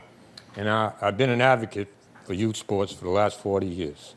The 400 kids they're talking about went out of town because of COVID and other things that happened and played to the numbers of 125 kids going to Tiverton. But now we've brought it back in the last 2 years to around this 400 number. I just don't want to sell the kids short down the road, and I think we ought to keep this building. And you don't know what's going to happen to the other buildings that you're talking about. On Reed Road, who knows what would happen there if the Council on Aging wasn't there. I'm sure the business that's right next door would probably swap that up in a heartbeat. I can hear Al Lees saying one thing. We can't continue to sell bread for 80 cents when we're paying $1. I understand the town situation as far as taxes go. But you know what? We have the best fire department, best police department, and the best school going. We don't have anything recreational for the kids. Every town around us has that. And we have a great recreation grill. I'm done. Thank you. So I think, so we have this as a discussion item and not as an action item, but so my recommendation is for the long-term building committee to come back to us with what do you need to pursue this strategic plan. I completely agree that with the focus being on what should we do with all these options, there's a lot of swirl over time. But if we're now focused on, we want to use it for municipal buildings, so let's figure out what it would take to make that happen. So I would ask that we come back at a future meeting, as soon as you guys can come up with what you need, with what do you need from us? Do you have a bid or a contract for someone to help us? Do you not need that? You can do it on your own. Like, what is it that you would need from us so that we could act directly on that? Does anybody have anything about that approach, about asking them to do I got a that? question for you. Jim, who's gonna figure out what we're gonna do for the winter? Because if that building freezes, we're done, and there's already boiler problems. We're still working on that with the school department. I don't know if they've officially voted yet we haven't received anything in writing saying that they Evans have. up. Let's defer to the chair there. Evan Gentro, Chair of the School Committee. So the committee is not, the committee has discussed options to winterize, but that would certainly involve discussions with the town administrator. The building is under the purview of the select board, so we would certainly be willing to discuss with the board, that going forward. And our custodial staff knows the building and can, assist in that process if we decide to winterize it. And if I could, just for a second, to address the short-term use. So the school committee, as was brought up by Mr. Dutra, and I appreciate the sentiment, saw the budget that we had approved at town meeting and increasing need, but, a budget that doesn't quite get there, so we had to come up with some cuts. And short of reducing additional staff, we found this is an area where we could reduce approximately $90,000 in the school's budget, and also support staff we're short-staffed in our other school buildings, so this allows some additional support by having some other personnel in those school buildings. So that's where that came into play. But I was one of the 5 votes that voted on this recommendation favorably to the select board. So, but just on the winterization piece, the school committee is open to working with the select board on how to proceed with that going forward. Well, we need to giddy up because we got a November election, we got a September election, and last year they had portable heaters for the workers, so it's not gonna work out well. We have to get our act together for that before winter comes in. Well, there's definitely short-term concerns about. Definitely, we gotta figure out what we're gonna do with that. We gotta talk to the schools. If I could, is it definitely out of the question that admin's gonna stay there? The committee has not taken a formal vote, but this was part of when we look at our FY25 budget, these cuts were included as part of that. All right, because obviously, if we don't use the building too, as I brought up before, you got the problem with Legionnaires, you got a problem with the water. So we got problems all the way around, mechanical and drinking water and whatnot. So we gotta move kind of quick on that, because that water's sitting there for a couple of months, we're gonna have headaches. Well, like I mean, the Monmouth long-term building committee, you're not gonna get the Well, that's proposal and a debt exclusion and all that before winter. Well, yeah, that's what I mean. We need to come up with a short-term plan for now to keep things rocking and Yeah, so rolling. Jim We got peop- is tasked with that. If we could, yeah, we're talking about kids using it for basketball, so we need to know if it's gonna be winterized, or if we're gonna get rental, maybe put a little fuel oil in, whatever we gotta do, but we gotta figure out a game plan. I will add that if I could, Madam Chair, that the conversations that our business office has had so far with the town administrator have included that we would maintain the fields, and that's been included in our budget, and also maintain the use of facilities for the gym and the fields outside of school use also. So that's been part of the conversation. And we could make it, in the discussions that I've had so far with our staff, we could make it work either way, whether the election was kept in that building or moved over to the new building. So either way, that the school staff could make that work. When does the agreement expire? If I could. We don't have an official agreement with them. It already expired. Before we did the budget this year, we Right. kind of talked about it and assumed that they were going to stay in the building. There will be some costs associated with this, which it may save the school $90,000, but it may cost the town more than that. So I think overall savings, I think there's going to be an overall cost to them moving out to the town. So I think that this particular discussion might be going beyond the bounds of what we have on this discussion item, but I do think maybe, would it be appropriate at the next meeting, would you have a recommendation or an update for us? Or do I you think need we 2 could- meetings? I would say 2 meetings, but we could try for next meeting. I'd like to get it for next meeting if we can. Okay, so if you continue to work with the school department on that. Just one point, it came to our attention that that it would be very hard to, our current insurer will not insure that building as a vacant building, and B, the cost of maybe going out in the market to purchase insurance to insure a vacant building may actually be more than the amount of money that we're currently spending or spent last year on the building. So that's another one of those sticky wickets that we're gonna encounter sooner rather than later. So is that's on your radar, the things you're? Yeah, I don't have it. I've talked to the insurance company a few times. They do not insure vacant buildings. They want it occupied by more than 31% for them to cover it.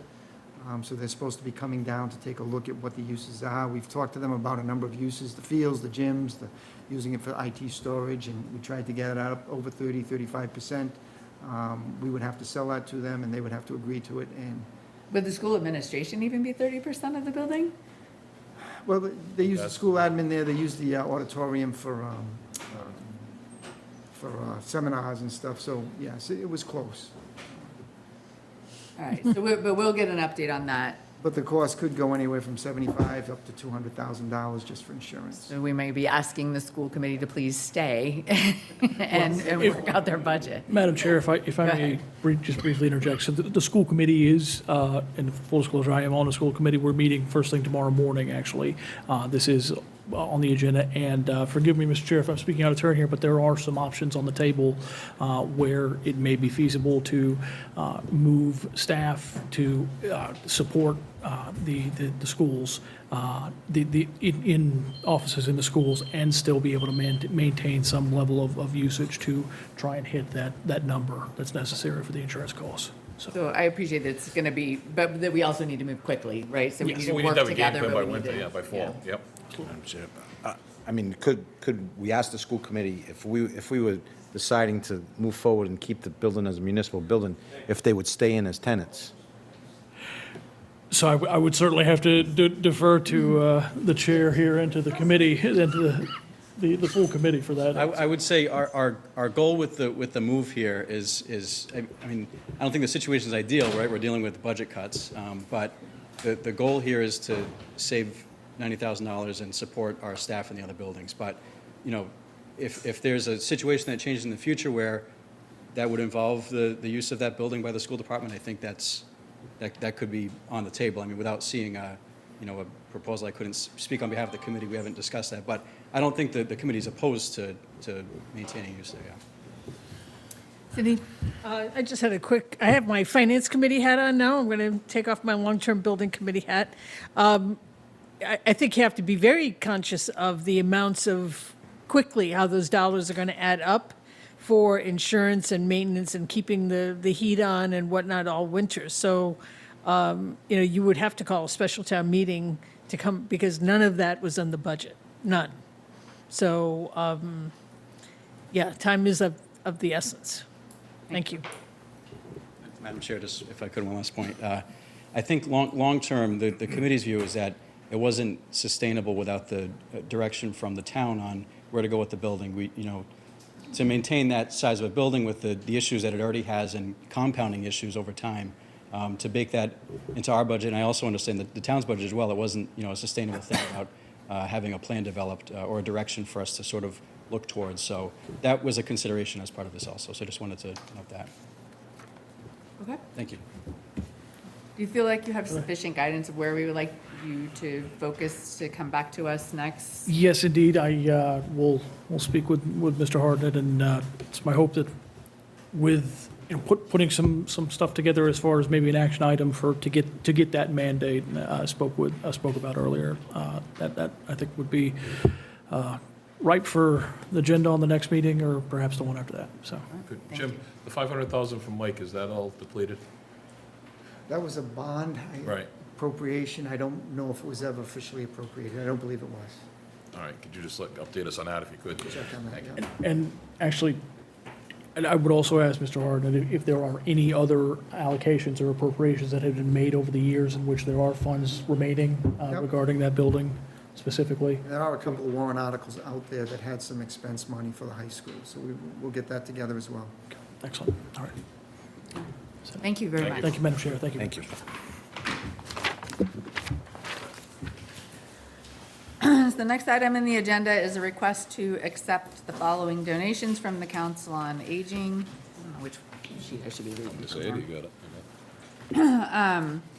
We have totaling $395. $20 Jean Guay Gay. for equipment loan, $200 Jerry Fortier for SDP scholarship, $35 Marilyn Cross for tech help, $20 David Severs for tech help, $20 Pat Severs for tech help, $100 Joseph Swift in memory of Joe Collins. Motion to accept. Second. Any discussion? All in favor? Aye. Aye, that's unanimous. We have a request from Bonnie Strabel. Is she here? She's Okay. working tonight at the library. She's working.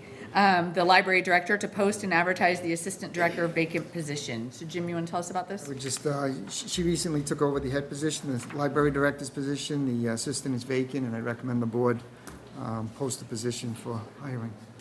Second. Se- I'm so Move it. moved. Second. That's right, you can't make the motion. This is one of those trickle ones that happen. Is there any discussion? All in favor? Aye. Aye. Aye, that's unanimous.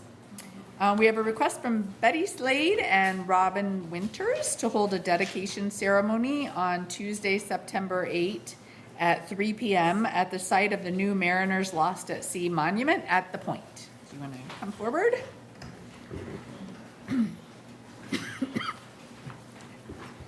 I know a lot of time has been taken up, so we'll quickly get to it. So you're Betty, and this is Robin? This is Robin. I'm Betty Slade and Robin Winters. We, I don't know how it all began, but. I don't know, it was so long ago. But we decided that we would look again at the history going back to 1800 of the mariners who were lost at sea who lived in Westport. And Keuke Macumber did the first Mariners Lost at Sea monument, which was really wonderful, and he had a dedication. And we've added about 38 names going back to 1800, and it includes the Cuffey family, the Cuffey and Weiner family. They lost 6 young men, older men, at sea. So we would like to have a dedication on September 8th, a Sunday, at 3 p.m., with a rain date of September 17th. 15th. Sunday the 15th, and that should say It says Tuesday, was it? It should be Sunday. We changed it Sunday. Sunday. That's better. Sunday, September 8th at 3 p.m.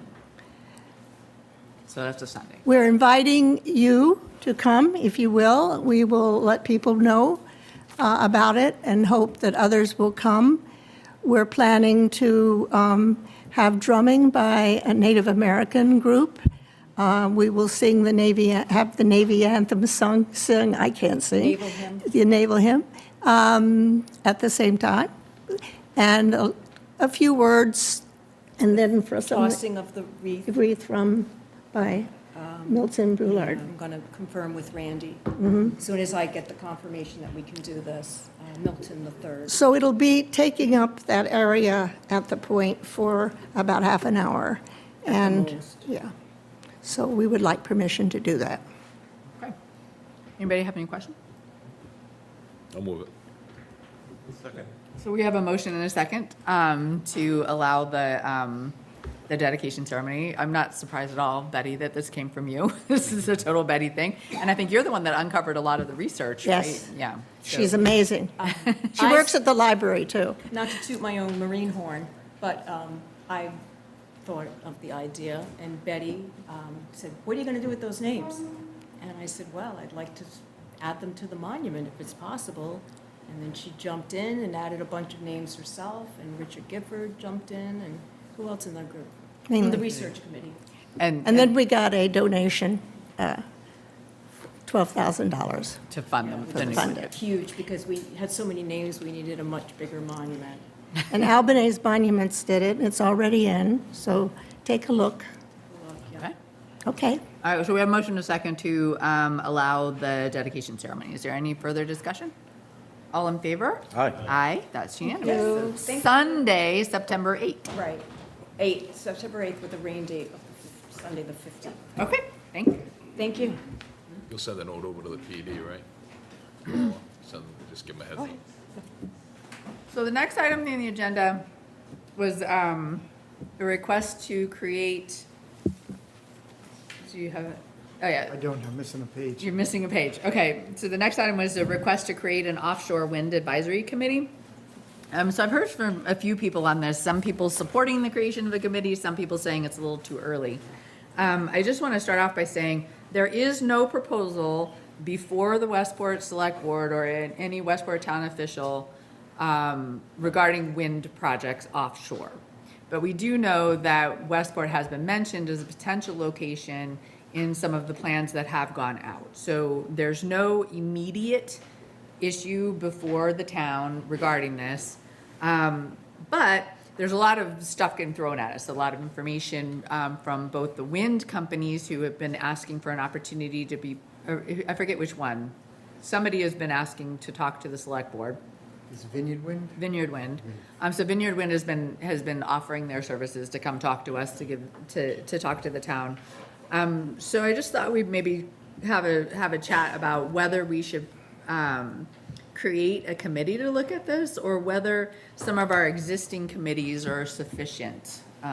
For example, Conservation Commission, Economic Development, the Climate Resiliency. So I just wanted to have a conversation about that. Does anybody have any thoughts? I was thinking we might want to start with climate resiliency, since there's a planning and strategic element to this, because my understanding is we're not on any short list of use of construction of a transmission line in the town of Westport. It's an alternate proposal should something not be worked in either New London or Narragansett Bay going up into what used to be the Brayton Power Station, because those are the two connection points. Those would be the two connection Get points. the mic closer. Yeah, sorry.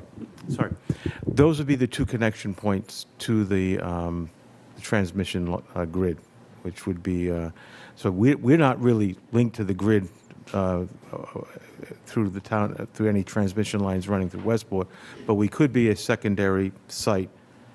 But I've not done no research on this, and I think that if we were to consider this further before creating a separate subcommittee, we may want to bring the parties who have spent some time thinking about this or dealing with it, which would be Vineyard Wind. We also have a consultant to Vineyard Wind who happens to be a town resident, who I think would be more than happy to speak to that. They also have a community relations person for their project, who is a former City New Bedford City Councilor that's in charge of, is responsible for their public relations.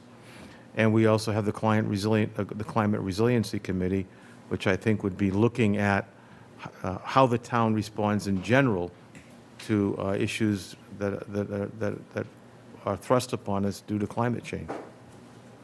So I serve on the Climate Resilience Committee, and I think, I think that's certainly one suggestion that I could bring to that committee to see to get their input.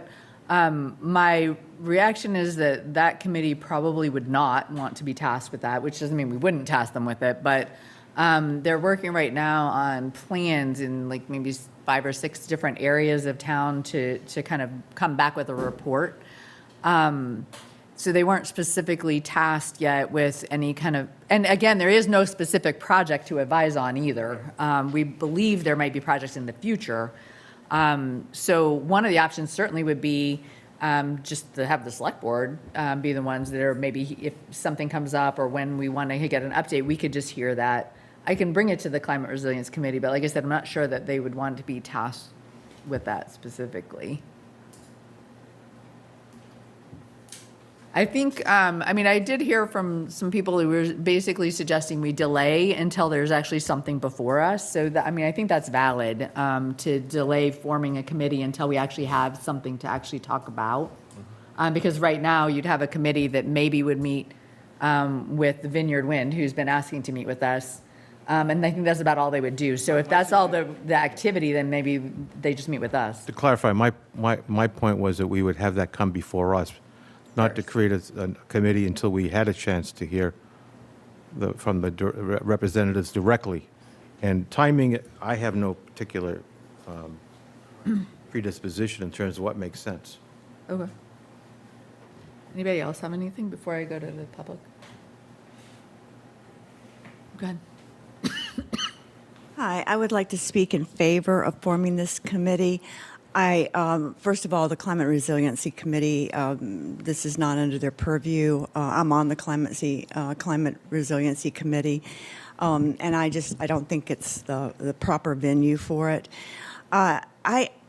We are front and center in a major proposal, Vineyard Northeast Wind. My concern as somebody that's been studying this a lot and has read thousands of pages of information about Vineyard Wind and about their various proposals is that the way that the wind companies work is they work with a couple of people, a couple of town officials, usually the town administrator and maybe one or two people on the board of selectmen, and that it's all sort of done in small committees, not even a committee, just sort of behind closed doors. They come in and they talk about what they're going to do and how great it is. And then they have a lot of input. And then once they're ready to go with it, all that the town officials have heard is their sales pitch and how good it's going to be for the town. And no one has really learned about all the other aspects of what they are planning. So another aspect of this is that I think a lot of us, or many people, feel that this is something that is going to be happening and is happening to other towns all around, especially out on the Cape, and that we would like to be part of the discussion, not at the end when it's like, okay, here's the deal, what do you think? Shall we go with it? What's your input here? But along the way, so that we can then talk openly to other people around town that are concerned about it, so that it is more transparent and that people don't feel like information is being kept from them, that they feel like they are a part of this from the very beginning. And I think that's good for everybody. I think that's wherever you are on this, on offshore wind, or them bringing the cabling, the high voltage cabling through Westport, wherever you're at on it, I think that it makes for better feelings and more trust if there's a committee, if there are people that are at the table at the beginning and can bring up different aspects of it. Does it need to meet every week or every other week? Probably not, but I would think that when Vineyard Wind is asking to meet with town officials, that it sure would be nice to have a few more people there that do have quite a bit of knowledge about this and could ask maybe different questions, more knowledgeable questions to Vineyard Wind, rather than saying, oh, okay, well, that sounds good. So I would think that it would behoove the Board of Selectmen and the town to have a few other people involved that really do make a point to educate themselves and keep up with this. And so I would really like to ask you to please form this committee, and I would like very much to be on it. Thank you. Thank you. I would agree with the previous speaker. I think one of the things that I hear about all the time, and you must if you go down to Westport Point, if you talk to fishermen, if you talk to people that have businesses down at the harbor, they're quite concerned. but it's lack of knowledge one way or the other. They don't know the impacts and so forth. And I think by forming a committee and having participation from the fishing industry and people that have businesses down in that area that may, if it comes in that way, they talk about, you know, what the option is going to be for Westport, what kind of disturbance that will be financially to them. It may put a lot of people out of business. So they talk about this all the time. And the fear of the unknown is difficult. So I would encourage that you consider those folks, even people on Drift Road, along Route 88 down in that area. Those are all crucial areas. I'm not speaking for or against, but I think the knowledge base, as the previous speaker spoke, gives you a lot more clout if you're a member of a committee within the town to research this and to see the impact that's been throughout the country, in other countries even, in trying to implement this kind of strategy and bring it in on land. Thank you. So I think the thing for me is I think that when there is actually something that needs to be evaluated, so if, for example, we had a project that was starting the phases of a host community agreement, I think we would need somebody to specifically advise us if there was something like that in front of us. And there simply isn't yet any. We don't have a proposal that directly affects us. We don't have anybody suggesting we should start talking about a host community agreement. So I do think that those conversations need to be public when they're there, but they haven't happened yet. Right now, all we have is a request. You know, is Vineyard Wind just kind of pops up every once in a while and says, "Hey, we're happy to talk to you whenever you want to talk to us," and that's about it. That's all we've had. So maybe the appropriate forum, like you suggested, Craig, maybe is like, okay, at some point we have them talk to us. Certainly at some point when we have an issue to decide, then we maybe want to reconsider the committee. David Cole. I've been following this for 3 or 4 years and organized a webinar on the subject a few years ago with UMass Dartmouth people. And I think that there is much opportunity to participate in preliminary discussions, to learn about what's being proposed and discuss what's being proposed. The Bureau of Ocean Energy Management is required to go through a lengthy hearing process and an environmental appraisal of the project, and all people are invited to come and speak at that and to learn about it. That went on in the earlier stages of Vineyard Wind, and it will with this project. As you say, there's no specific proposal yet to come in through Westport. It's just been put forward as one possibility. And if that ever does come to pass, why, we have a Conservation Commission which is specifically mandated to look at the environmental effects of such an activity. And they would be expected to take that responsibility, bring it to the select board or whoever necessary, hold hearings here. So I think we've already got a committee that is appropriately charged to do it, and we ought to stick with that and not muddy the waters with creating another committee that may turn into a largely propaganda machine. All right, so what's the pleasure of the board? Do we want to move forward? Do we want to wait? I would be under the sentiment of forming a committee. BOM's already been at the high school talking about this stuff. I mean, the windmills are already being built out there. I think we need a committee that can communicate and take the information coming in and let the townspeople know what's going on. I mean, it's happening right now. They're building them right now. So to say we're not going to do a committee now, I think it would be a mistake, but that's my opinion. BOM went to the high school. They did a big presentation. I mean, I went to the presentation. There weren't very many people there. So I think if we had a committee that they could meet with the committee could let us know what's going on. We can let the townspeople know what's going on. We can inform the fishermen. I mean, those people can be at those meetings. Yes. I'm in favor of forming a committee. This is a big issue with implications that we cannot even contemplate at the present time. But should something evolve, it's going to be significant. We've got people who want to do this and spend their time. It's like a watchdog, another set of eyes and ears. I think there's no downside in forming a committee. All right, so if we were to form this committee, so Jim provided possible committee makeup of the makeup committee. So, and this was just a first pass at it, right? So the idea was to have a select board member, a planning board member, a member of the Conservation Commission, a finance committee member. I think somebody just said the fisherman. So I'm not sure if that would be the shellfish or just a fisherman specifically. Someone involved in the fishing community, I think would be important.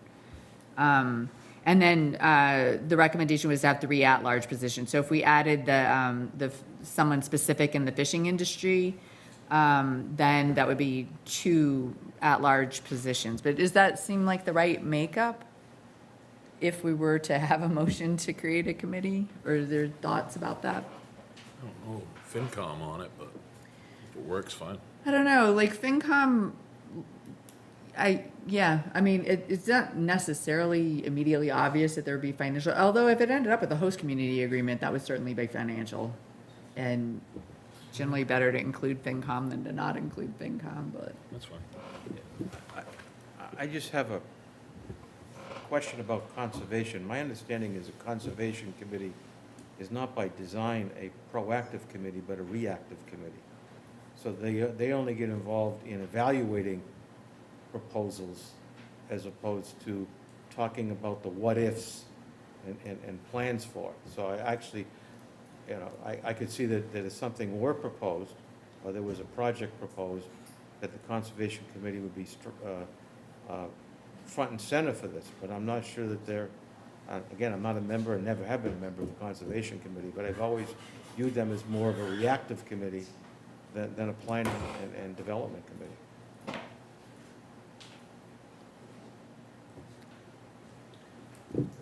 So I'm Phil Weinberg. I'm a member of the Conservation Commission. But just a piece of background, because I think one thing in creating the committee, which I'm not opposed to, would be almost creating a charter for the committee in the way that, so right now the project is commenced in the Bureau of Ocean Management. If you went to the website, you would see that the total analysis they do has kind of kicked off and scheduled to go over the next 2 years. And they control everything that's in federal waters, including the siting and the construction and all the mitigation that's associated with that. There is a proposal for the transmission line to land at Horseneck Beach and then go up Route 88. Just conceptually, that's what they're doing. Then the next step is going to happen when it enters state waters. So the state controls waters from 7 miles out. And so at the point that, assuming it gets through Bureau of Ocean Management, it comes to the state, then there's going to be a whole nother environmental review process that's conducted by the state through the MEPA process. And then finally, when it gets to the shore, the Conservation Commission would get involved. That would have jurisdiction of what the impacts were to wetlands, moving up through the shoreline, and then however they're moving up, if it goes up Route 88, whatever wetlands impacts there would be.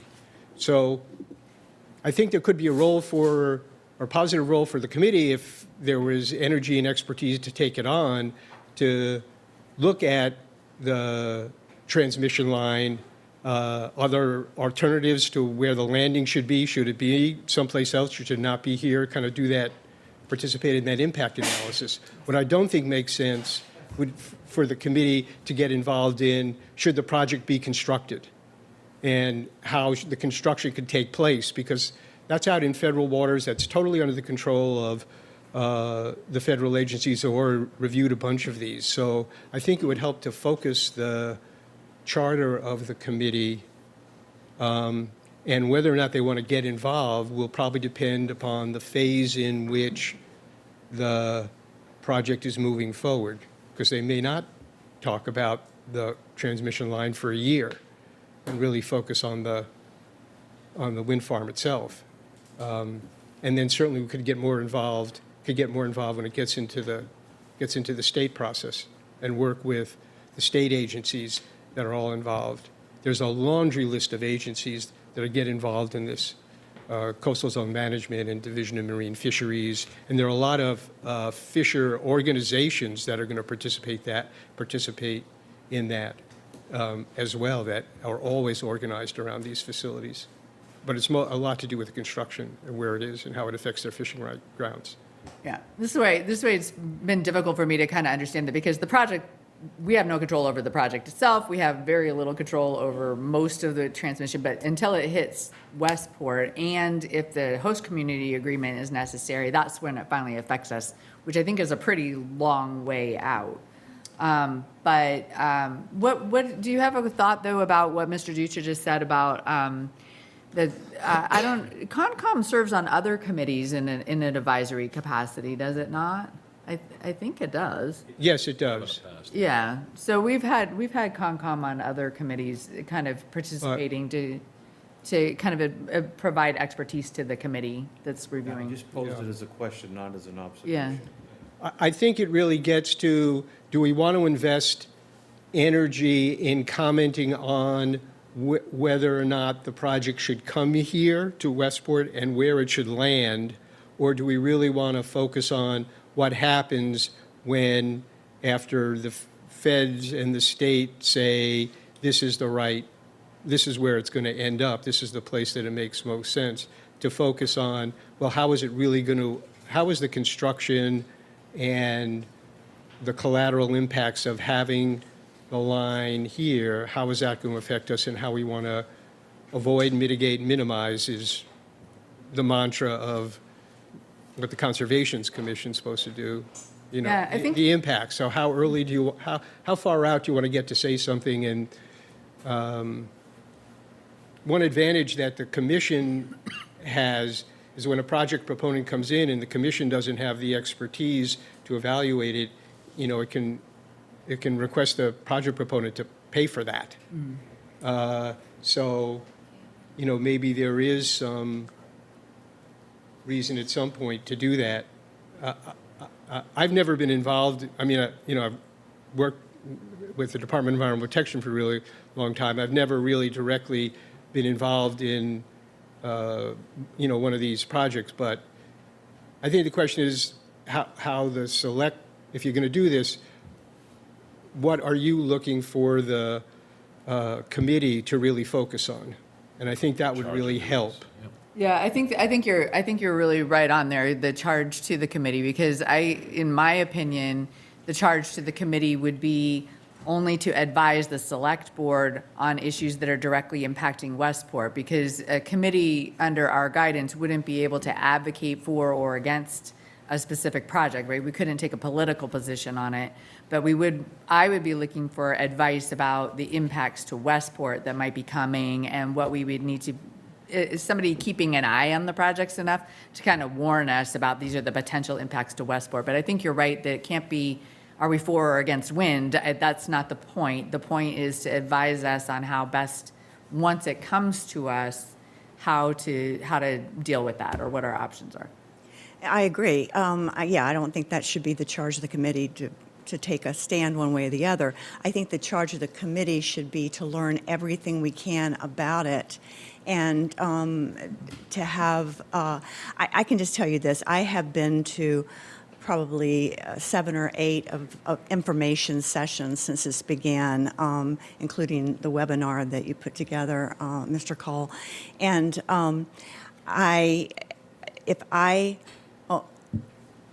if I had just listened to what was put forth at those meetings, I would know very, very little about this. A year is going to come up really quick, and the first thing that a wind project generally does is put in the transmission lines. So if they come through Westport, which we are front and center in their construction operation plan for this particular project, they would do that right off the bat. And I think it would behoove us to really know what the project's about. Also, look at host community agreements from other communities around us and what they've done out on the Cape to understand what the host community agreements are about, because they've got a lot of really good lawyers, and we could spend some time understanding that better, understand the project, understand what the cabling entails, just to educate ourselves so that when this does come forward, which I would be very surprised if it didn't, even if it's a year, that we're not just starting from ground one, that we really have a good knowledge base to figure out where we want to go with it. And as far as propaganda, I don't think that has anything to do with this committee. I see it as totally information gathering, educating ourselves, focusing on Westport and this particular, the idea of cabling coming through Westport. So, Thank you. Mr. Cole? Briefly, I'd just like to mention that the Watershed Alliance, Westport River Watershed Alliance, which has been protecting the waters of Westport for 40 years, has just submitted a letter to the Bureau of Ocean Energy Management highlighting a number of issues about which they're concerned and asking the BOEM to be sure to look at these things. I'll give you a copy of the letter so you can have it. Thank you. So what is the pleasure of the board? I would suggest, if anything, we delay and figure out what the exact charge would be and get input from the committees if they think it's going to be realistic for them to be on such a committee. All right, so I think what I'm hearing you say is that we maybe poll these committees to see what they think about their committee being represented on this type of committee. So to poll the planning board, the Concom, finance committee, I think WRWA, I think that's a good one to think about, someone from the fishing industry. So I don't know, what do you all think? Yeah, and I would suggest just writing up the charge, because every committee, has questions down the line, what we're charged to do, and we need to make it clear. So does somebody want to, what do we want to do? Does somebody want to volunteer to write up that charge? Do we want to think about it and come back to it at a future meeting? Jim, could you just see if anybody else has something similar in the other coastal communities? See what their makeup is and what their charge is? I don't think we got to rewrite the wheel, especially like. I don't think it's very that complicated either, No. so I mean, I Well, could we write just- it up, but. It would just be, All right, so let's, Jim, if you can, or Paula, whoever's going to end up doing it, reach out to the various committees in town to see if they have an interest in participating in the offshore wind committee. We should ask climate resilience. And then you can ask economic development, maybe. if you think so, I mean, I don't know. What do you think? if not, if we're getting any money off of They're it. as relevant as anybody. Yeah, We so. could end up with all selectmen on it. So let's go out and just check in with these different groups that might be impacted or might want to participate, check and see if they're interested. We can work on like a draft of a charter to know exactly what they're doing. Is everybody okay? Go ahead. Yeah, I mean, the planning board's already discussed it, and I believe the chair from the Climate Resiliency is on the planning board. He is. And he also discussed it and had an interest in being part of this committee. Okay. Great. All right, is everybody okay with that approach? Okay. All right. Okay, we're moving on. Thank you to those who participated in that conversation. We have a request from Michael Burris, the town planner, to approve the town of Westport support letter to the Coastal Zone Resilience Grant Program. Welcome back, Mr. Burris. Thank you. Do you all have a copy of the letter? I saw one in the package. Oh, yes, we have. Then there's Yes, one, we do. one for your signature as well.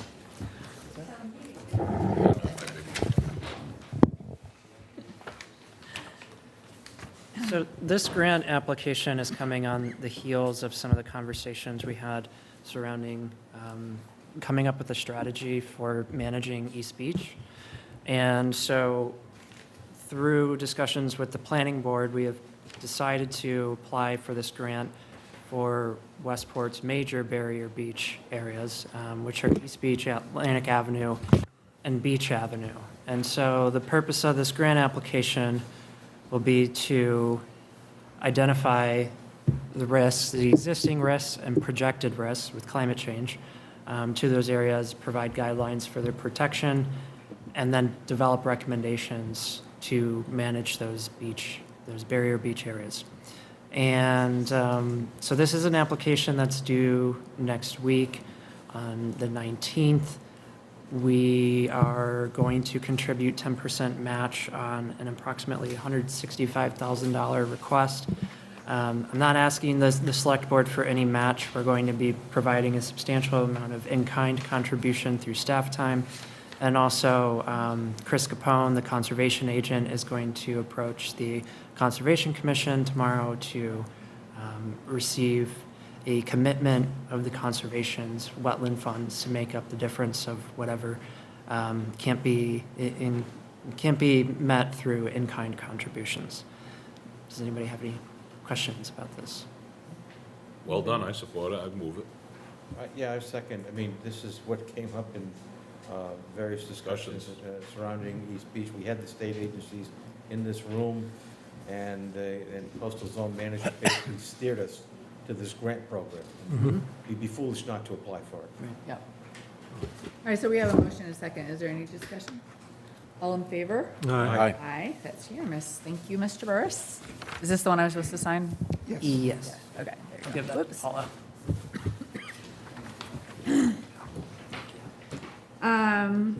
5F, a request from Tanya Ryden, Board of Health Chair, to approve the memorandum of understanding with the Scouts for use of space at the transfer station. Welcome, Ms. Ryden. Thank you. Can you introduce yourself? My name's Chad Brow. I'm the Scoutmaster of Troop 100. Okay, welcome. So Tanya, do you want to give us a little overview of what we're talking about here today? Sure. The Scout program has a bottle and can redemption program as a fundraiser at the transfer station. Has been there for a long time. I think there were some other organizations that did it before.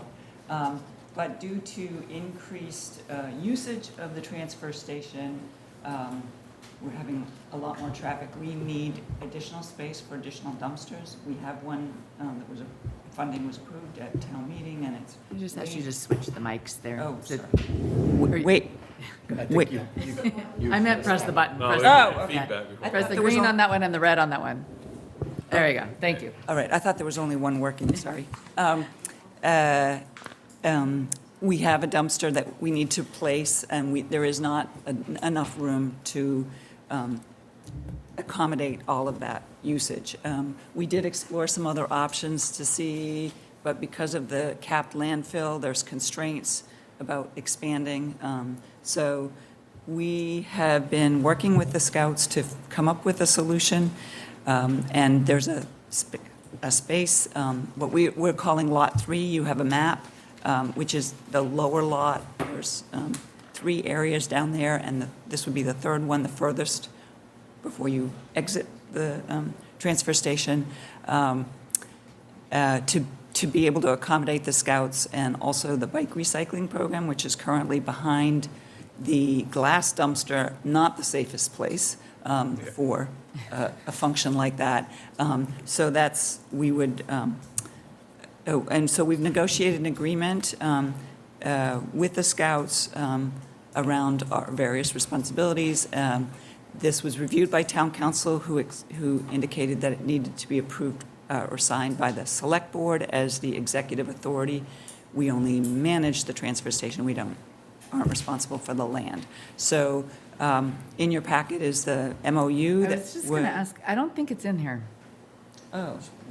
Is Well, it, the legal letter is. the opinion from KP Law is in here, but I don't see. I sent everything. No, we did have a copy. I've seen it because I saw it in advance, but I don't think it's in the packet.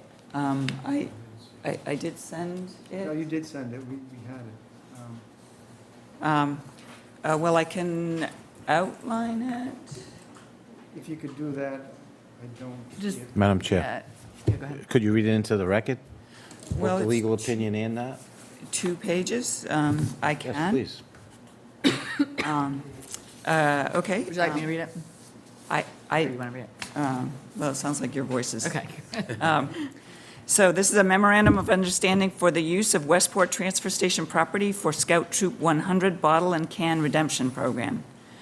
This agreement is made by and between Town of Westport, Mass. Select Board, hereinafter Select Board, on behalf of the Board of Health, which oversees and manages the transfer station at 72 Hicksbridge Road, and Westport Scout Troop 100, Our Lady of Grace Church, Westport, Mass. Hereinafter Troop 100, collectively the parties, for the purpose of setting forth the terms of use for Troop 100 to operate a bottle and can redemption fundraising program at the Westport Transfer Station. Whereas the parties agree it is mutually beneficial to offer a bottle and can redemption program for transfer station users and for Troop 100 to gain fundraising revenues therefrom.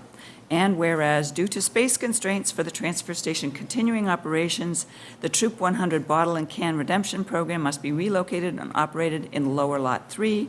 See attached map. I don't know if you have it. I'll just show it to you. The lower lot. Yeah, it's just sort of. And now, therefore, the parties agreed to the following terms and responsibilities. Select Board, through the Board of Health, shall provide suitable space at Lower Lot 3 consistent with Troop 100 site plan of proposed operation. Site preparation will be scheduled and shall proceed upon execution of this agreement by both parties. Shall schedule a mutually agreeable date and time to facilitate the program move to Lot 3 with minimum disruption to other transfer station users. Shall provide Lot 3 entrance and exit signs to direct facility user access. Shall provide a copy of the current transfer station regulation to Troop 100, which we have provided, and we may distribute informational flyers and provide other signage support as may be mutually agreed.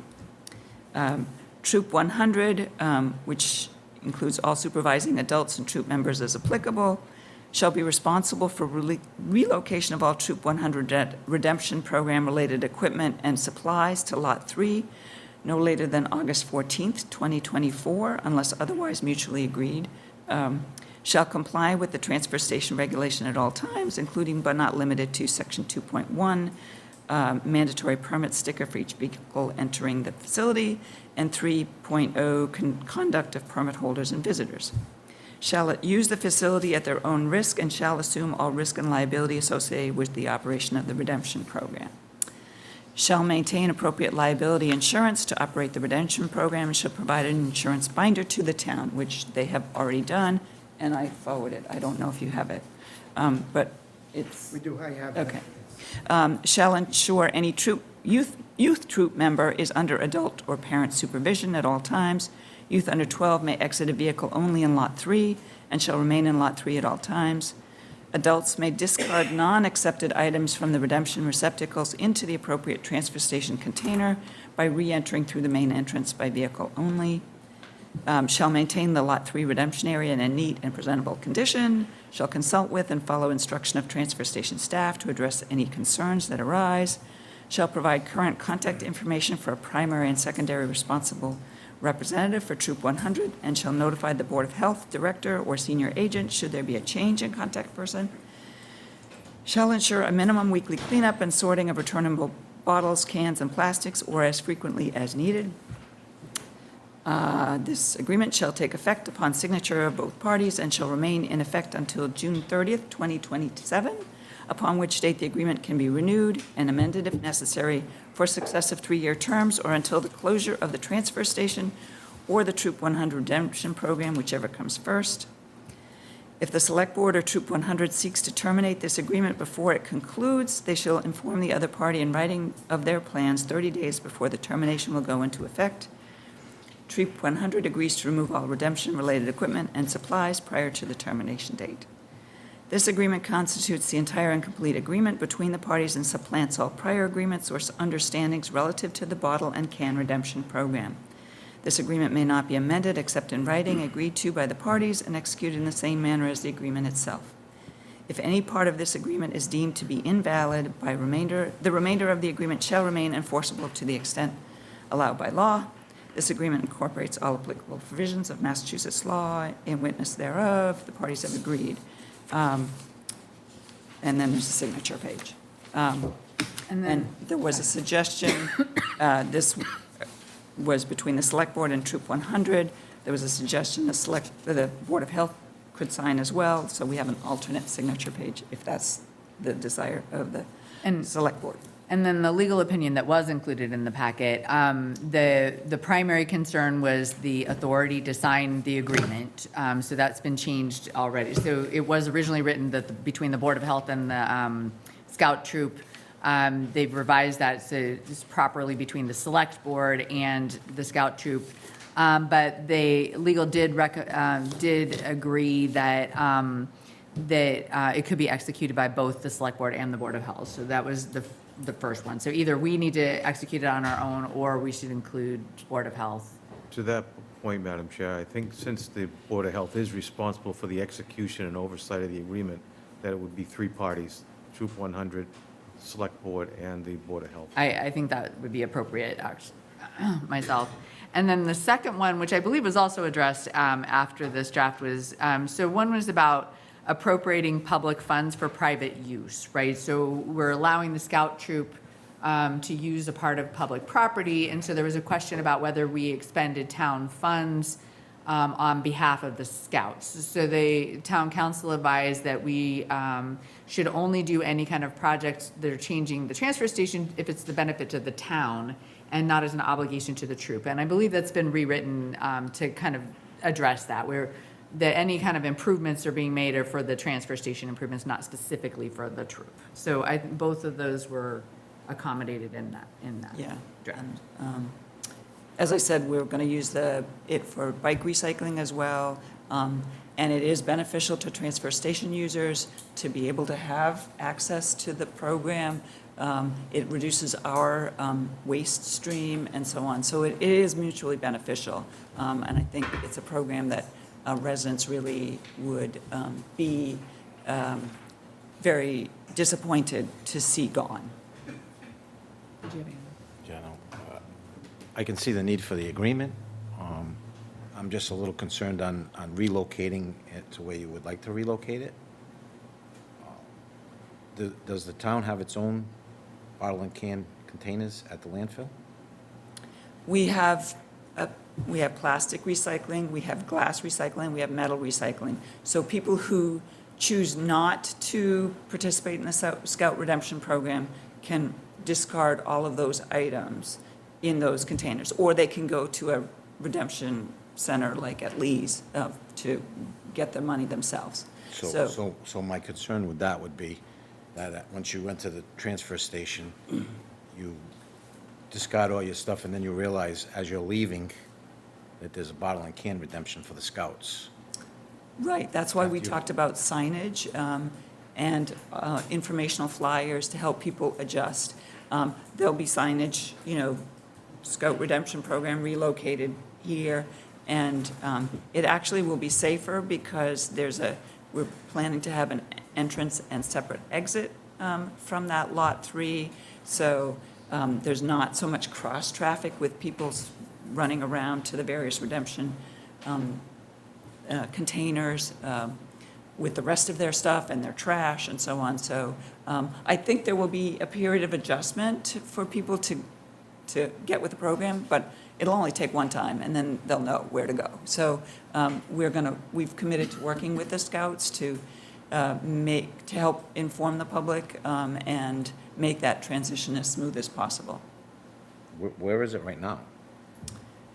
It is currently between the plastic and glass recycling. And can you just talk again about why you needed to move it? Sure. Many people have started using the transfer station that may have previously used private haulers because the fees have gone up a lot on private hauling, is what we're hearing. And so we have a lot more traffic through the transfer station, and the bins fill up really quickly. And those of you who are familiar with the staffing constraints, we only have one person who's has licenses to haul containers. So we have to use contractors at this point because that person is out on leave, so we have nobody who can drive. We run out of space, and we need to have an extra dumpster to handle the capacity so we don't have to close down one of the bins, like close down plastic recycling, and people will not be able, without having to put it in the trash, which costs us more money because it's more waste and is not, we could get charged if we have too much recycling in the waste stream, we get fined. So we're trying to accommodate the increased traffic and managing so that we don't have to close down any of the regular recycling operations. So, and you're going to put them where they dump the compost now? No. It's in a lot. little lot.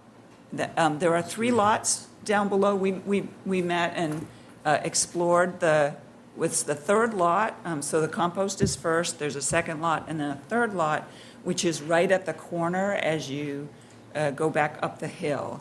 And so we're proposing, and there's the map, an entrance, and there'll be another sign there showing where to enter, and then a separate exit on the way up the hill, out the transfer station. So this is currently a vacant area that is not being used. Compost area is just to the left of that. This is the wooded area right on the corner. I mean, I'm in favor of having an agreement with the Scouts, but I'm really not in favor of having them move their dumpster. That it seems to me like they're providing a service to the town also that benefits the Scouts and the youth. If you move it to the bottom, you're going to be getting all the people who are going to be that use haulers like I do. And if you decided to go there, now they're going to be dumping everything off as soon as they get there, and the Scouts are going to be missing out. I think they're giving you a service. They're hauling those bottles away themselves. When you're already saying you have a problem with, you want to add another dumpster that you can't remove, maybe the Scouts need to put a bigger dumpster in there. I do want to point out, can you talk about how long you guys have been negotiating this and looking at it? Because it's been months in the making, right? Yes, originally we had hoped for it for July 1st, because the dumpster is already on site. When did you start talking? I don't know who you are, but you seem to have that. I'm Steve Weaver. I'm the committee chair of Troop 100, Okay. long-time Westport resident, long-time facilitator of the bottle and can recycling program between the Westport Music Boosters and Troop 100. Chad and the board have been discussing since early April, late April, about the need to relocate. We had a meeting with Mike and the board early mid-May to come up with pros and cons of all the various areas that were available to move to. We understand the need that it's town property. Town has precedence over any of the facilities in any of the areas at the landfill. So basically, after a good 2-hour meeting and brainstorming back and forth, this was the best area to move to. We do realize there'll be a drop-off initially because of people, you move my cheese. Where do I get my cheese? But hopefully through signage, informational flyers handed out, and et cetera, 5-6 weeks later, we should be back at full volume. Our biggest fear is people using it to dump and to avoid fees and use it as a dump site. We do get normal trash in our area as it is now. If it's hidden from sight, it might get a little worse. So we appreciate the ability to put it back where it belongs after we sort it out. So that's kind of the current history of where we are and where we're at. Chad, as Scoutmaster, heads up the whole program with the Scouts. The funding that is raised goes 100% back to the program and to the Scouts. We've been able to not have to charge parents every time we go on a camping trip. We're able to subsidize trips away, out-of-town trips, summer camp trips, because of this program.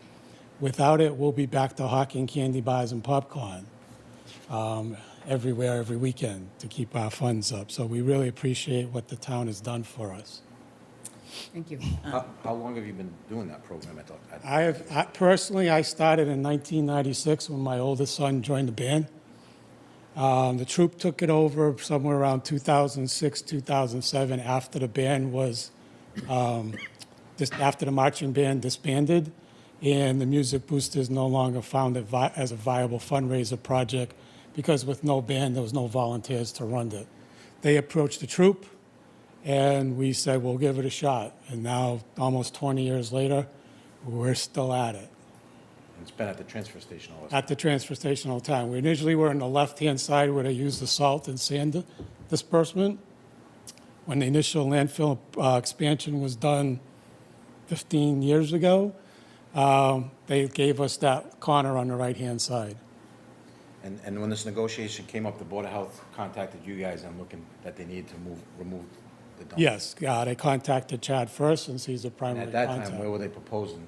They were proposing to move the dumpster off the site. They were proposing to put us almost where the glass and the bicycles are, but there's, again, because of the issues with the capping of that area, it just wasn't feasible as a site from not so much a location, but physically, the site was not adequate. I did hear that they were looking to remove it right out of there and put it over here, which, All right, thank you.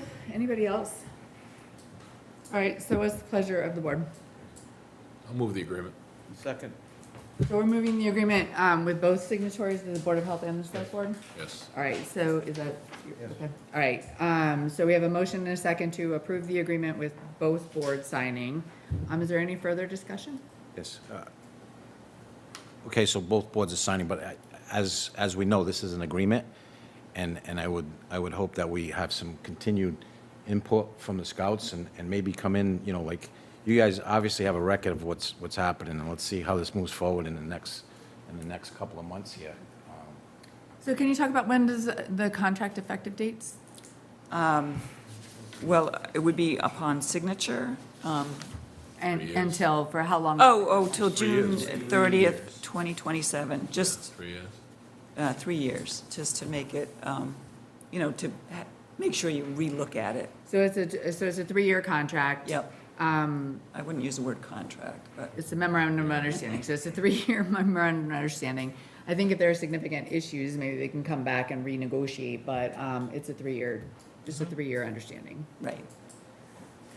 Can I ask Yeah. what those issues are that you see?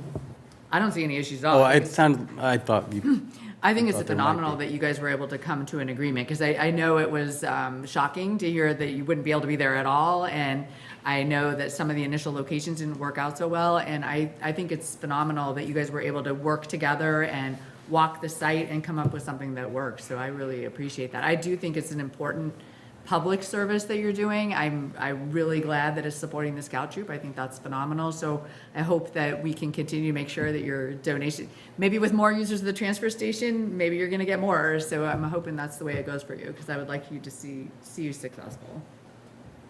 Thank you. All right, anything else before you vote? All right, so all in favor? Aye. Aye, opposed? So that's unanimous. Thank you.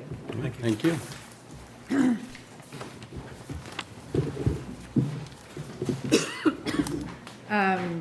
Item 5G on the agenda is request to award the fiscal 2025 motor fuels bid to Dennis K. Burke, 555 Constitution Drive in Taunton.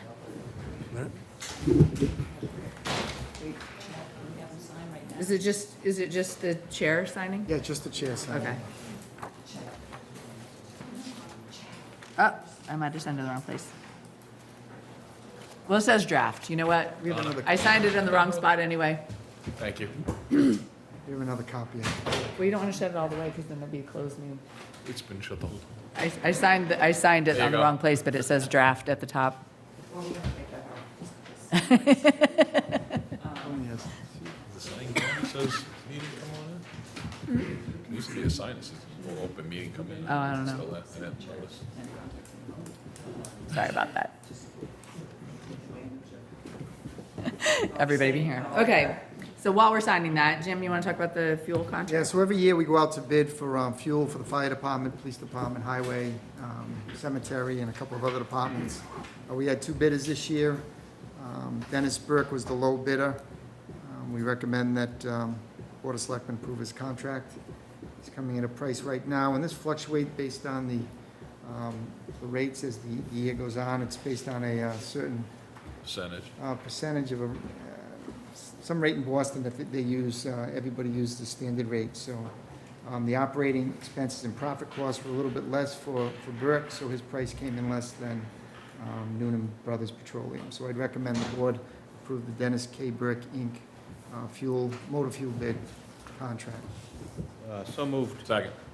Any discussion? Is this the present provider? I think so. We go back and forth. Every year they kind of like swap, but I'm pretty sure it's Burke that we have now. We've had them both many times. Yep. Any other discussion? All in favor? Aye. Aye, that's unanimous. We have a request from John Resendes, Community TV Director, to approve the part-time production assistant position. Do you want to talk about that, or do you want Jim to talk about it? I can do it. Okay.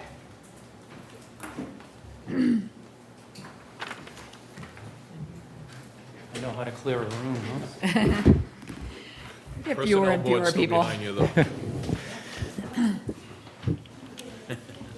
So this position, my board, rightfully so, has been asking me to improve the public content on our public channel, get more Westport stations, more Westport content on the channels. And that's going back to my roots, so I'm doing a lot of that right now.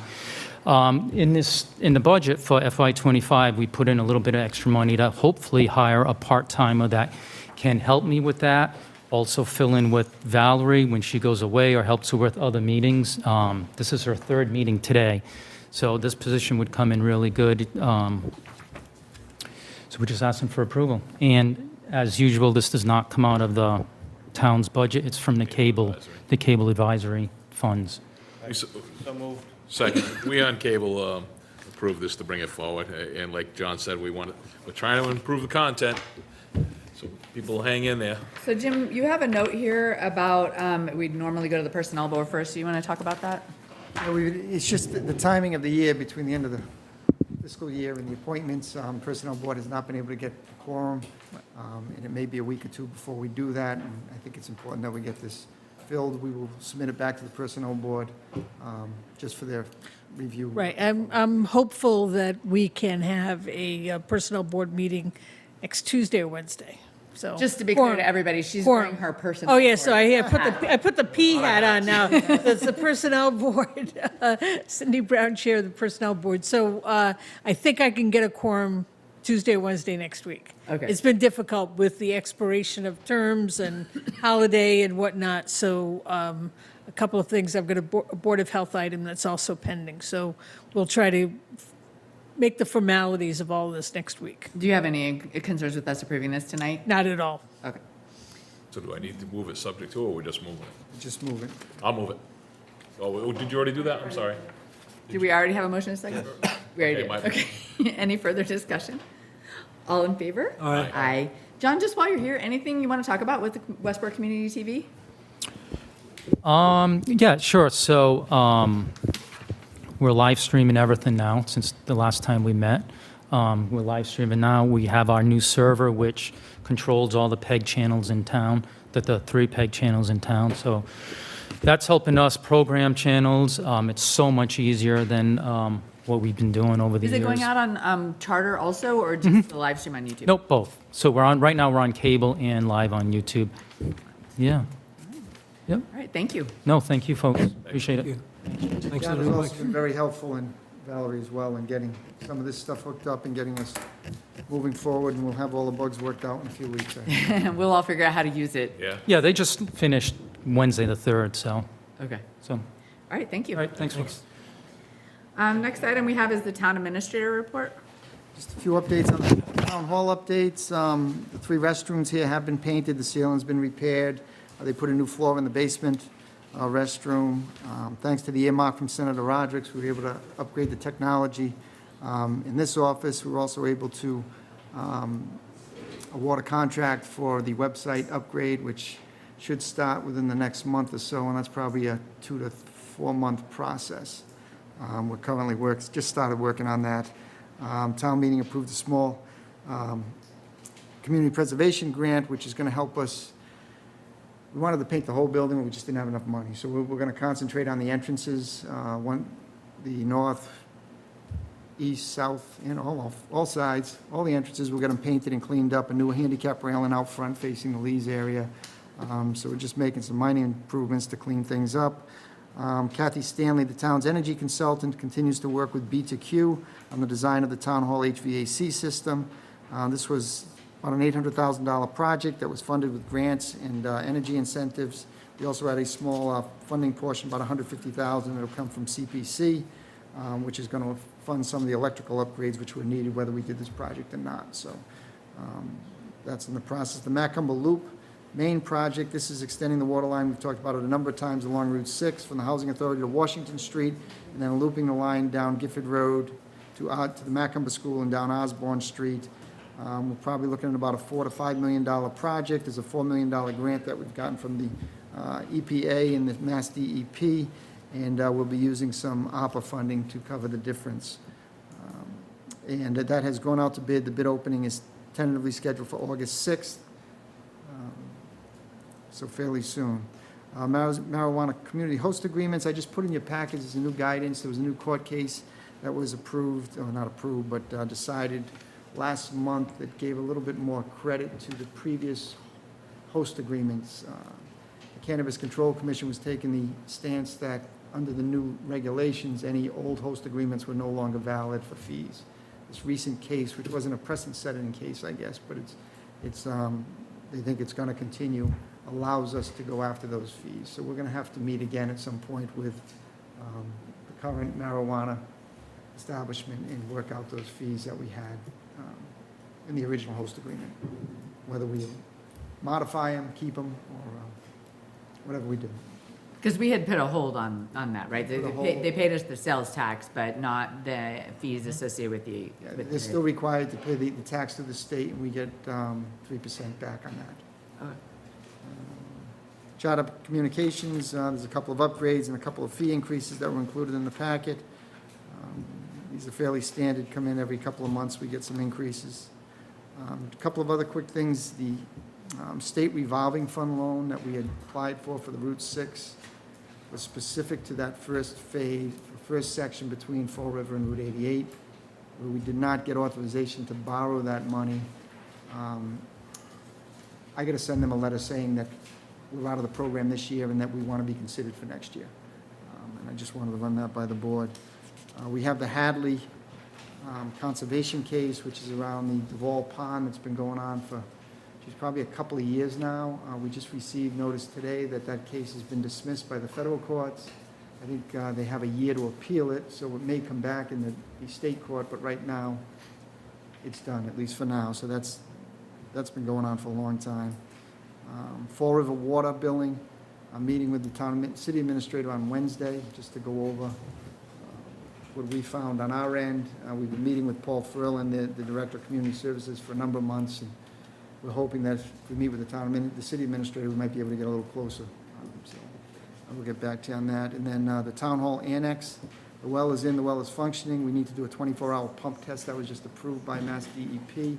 So we're tentatively scheduling the pump test for Saturday after 2 o'clock, after the farmer's market, going into Sunday. As long as I can get the engineer to agree to it, he's checking on that now. If not, we may have to push it back a little earlier on Saturday, but we're going to try not to do that. That's all I have. Thank you. We have approved the minutes of June 3rd. I have reviewed the minutes and recommend approval. Second. Any discussion?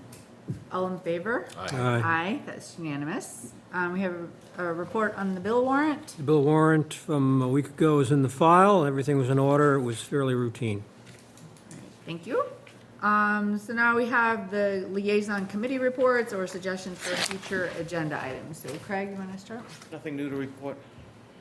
Well, I'm on the liaison for the long-term building committee. I think we've had a very detailed update. Okay, And nothing new on the Affordable Housing Trust. thank you. Two things. Remember that at our next Board of Selectmen meeting, Select Board meeting, 22nd of July, we will have Town Auditor Tony Roselli joining us, probably by Zoom or whatever you call it nowadays. Will Cindy put on another hat for that one? I actually will not be here for that. You're not. But I gave that for that one, yes. And regarding the Council on Aging, I will be attending their monthly meeting tomorrow as your liaison. They had a change in officership, and the new Irene Buck has stepped down after several years of excellent work, and Eileen Moncrief is the new president, and she'll be conducting her first meeting tomorrow. Other than that, that's all I have. And I don't have anything. Climate Resilience is meeting on the 18th of July. That's really all I have. Steve? Serped, Jim ran a heck of a meeting. Jim Whiten's the vice chair, and he did a great job. Public safety, as always in the summer, is straight out. Some of you might have saw the pictures of the fire this morning, and they've got over 1,500 calls for the year already on fire. We appreciate all they do. Jim, the status on our desk, is that still going to be worked on next year? Yeah, we just got, I just signed a purchase order for the materials. All right, as my arm sticks to this varnish here, it's interesting. So, all right, yeah, I just wanted to catch We up on have a that. bonfire or something? Yeah, yes, that'd be great. And again, thanks to the parade committee for all their hard work. I don't have anything further. Okay. Do we have any comments or statements from the public? We actually have two public here, Yes, which is thank really you. exciting for the end of the meeting. She's just keeping Val company in the back. I do want to point out, we are about to go into executive session, but we're only going to return to open to adjourn. There will be no business conducted after executive session. I do want to remind everyone that we do have a number of vacancies, boards and committees. For those of you who have been appointed recently, you do need to get sworn in again, so head on down to see Kristen to get sworn in. If you're interested in serving on any kind of committee, please talk to someone, because even if it doesn't look like there's an opening, there's a lot of people that have been there a really long time and who would welcome someone coming in to take their place. I don't think we have anything on the under 48-hour rule. No. Okay. So I will entertain a motion pursuant to the provisions of Mass General Law, Chapter 30A, Section 21A, where the chair declares an open meeting will have a detrimental effect. To A, discuss strategy with respect to collective bargaining with Westport Permanent Firefighters Association, Local 1802. B, discuss strategy with respect to collective bargaining the Highway Department, AFSCME Council 93, Local 1701.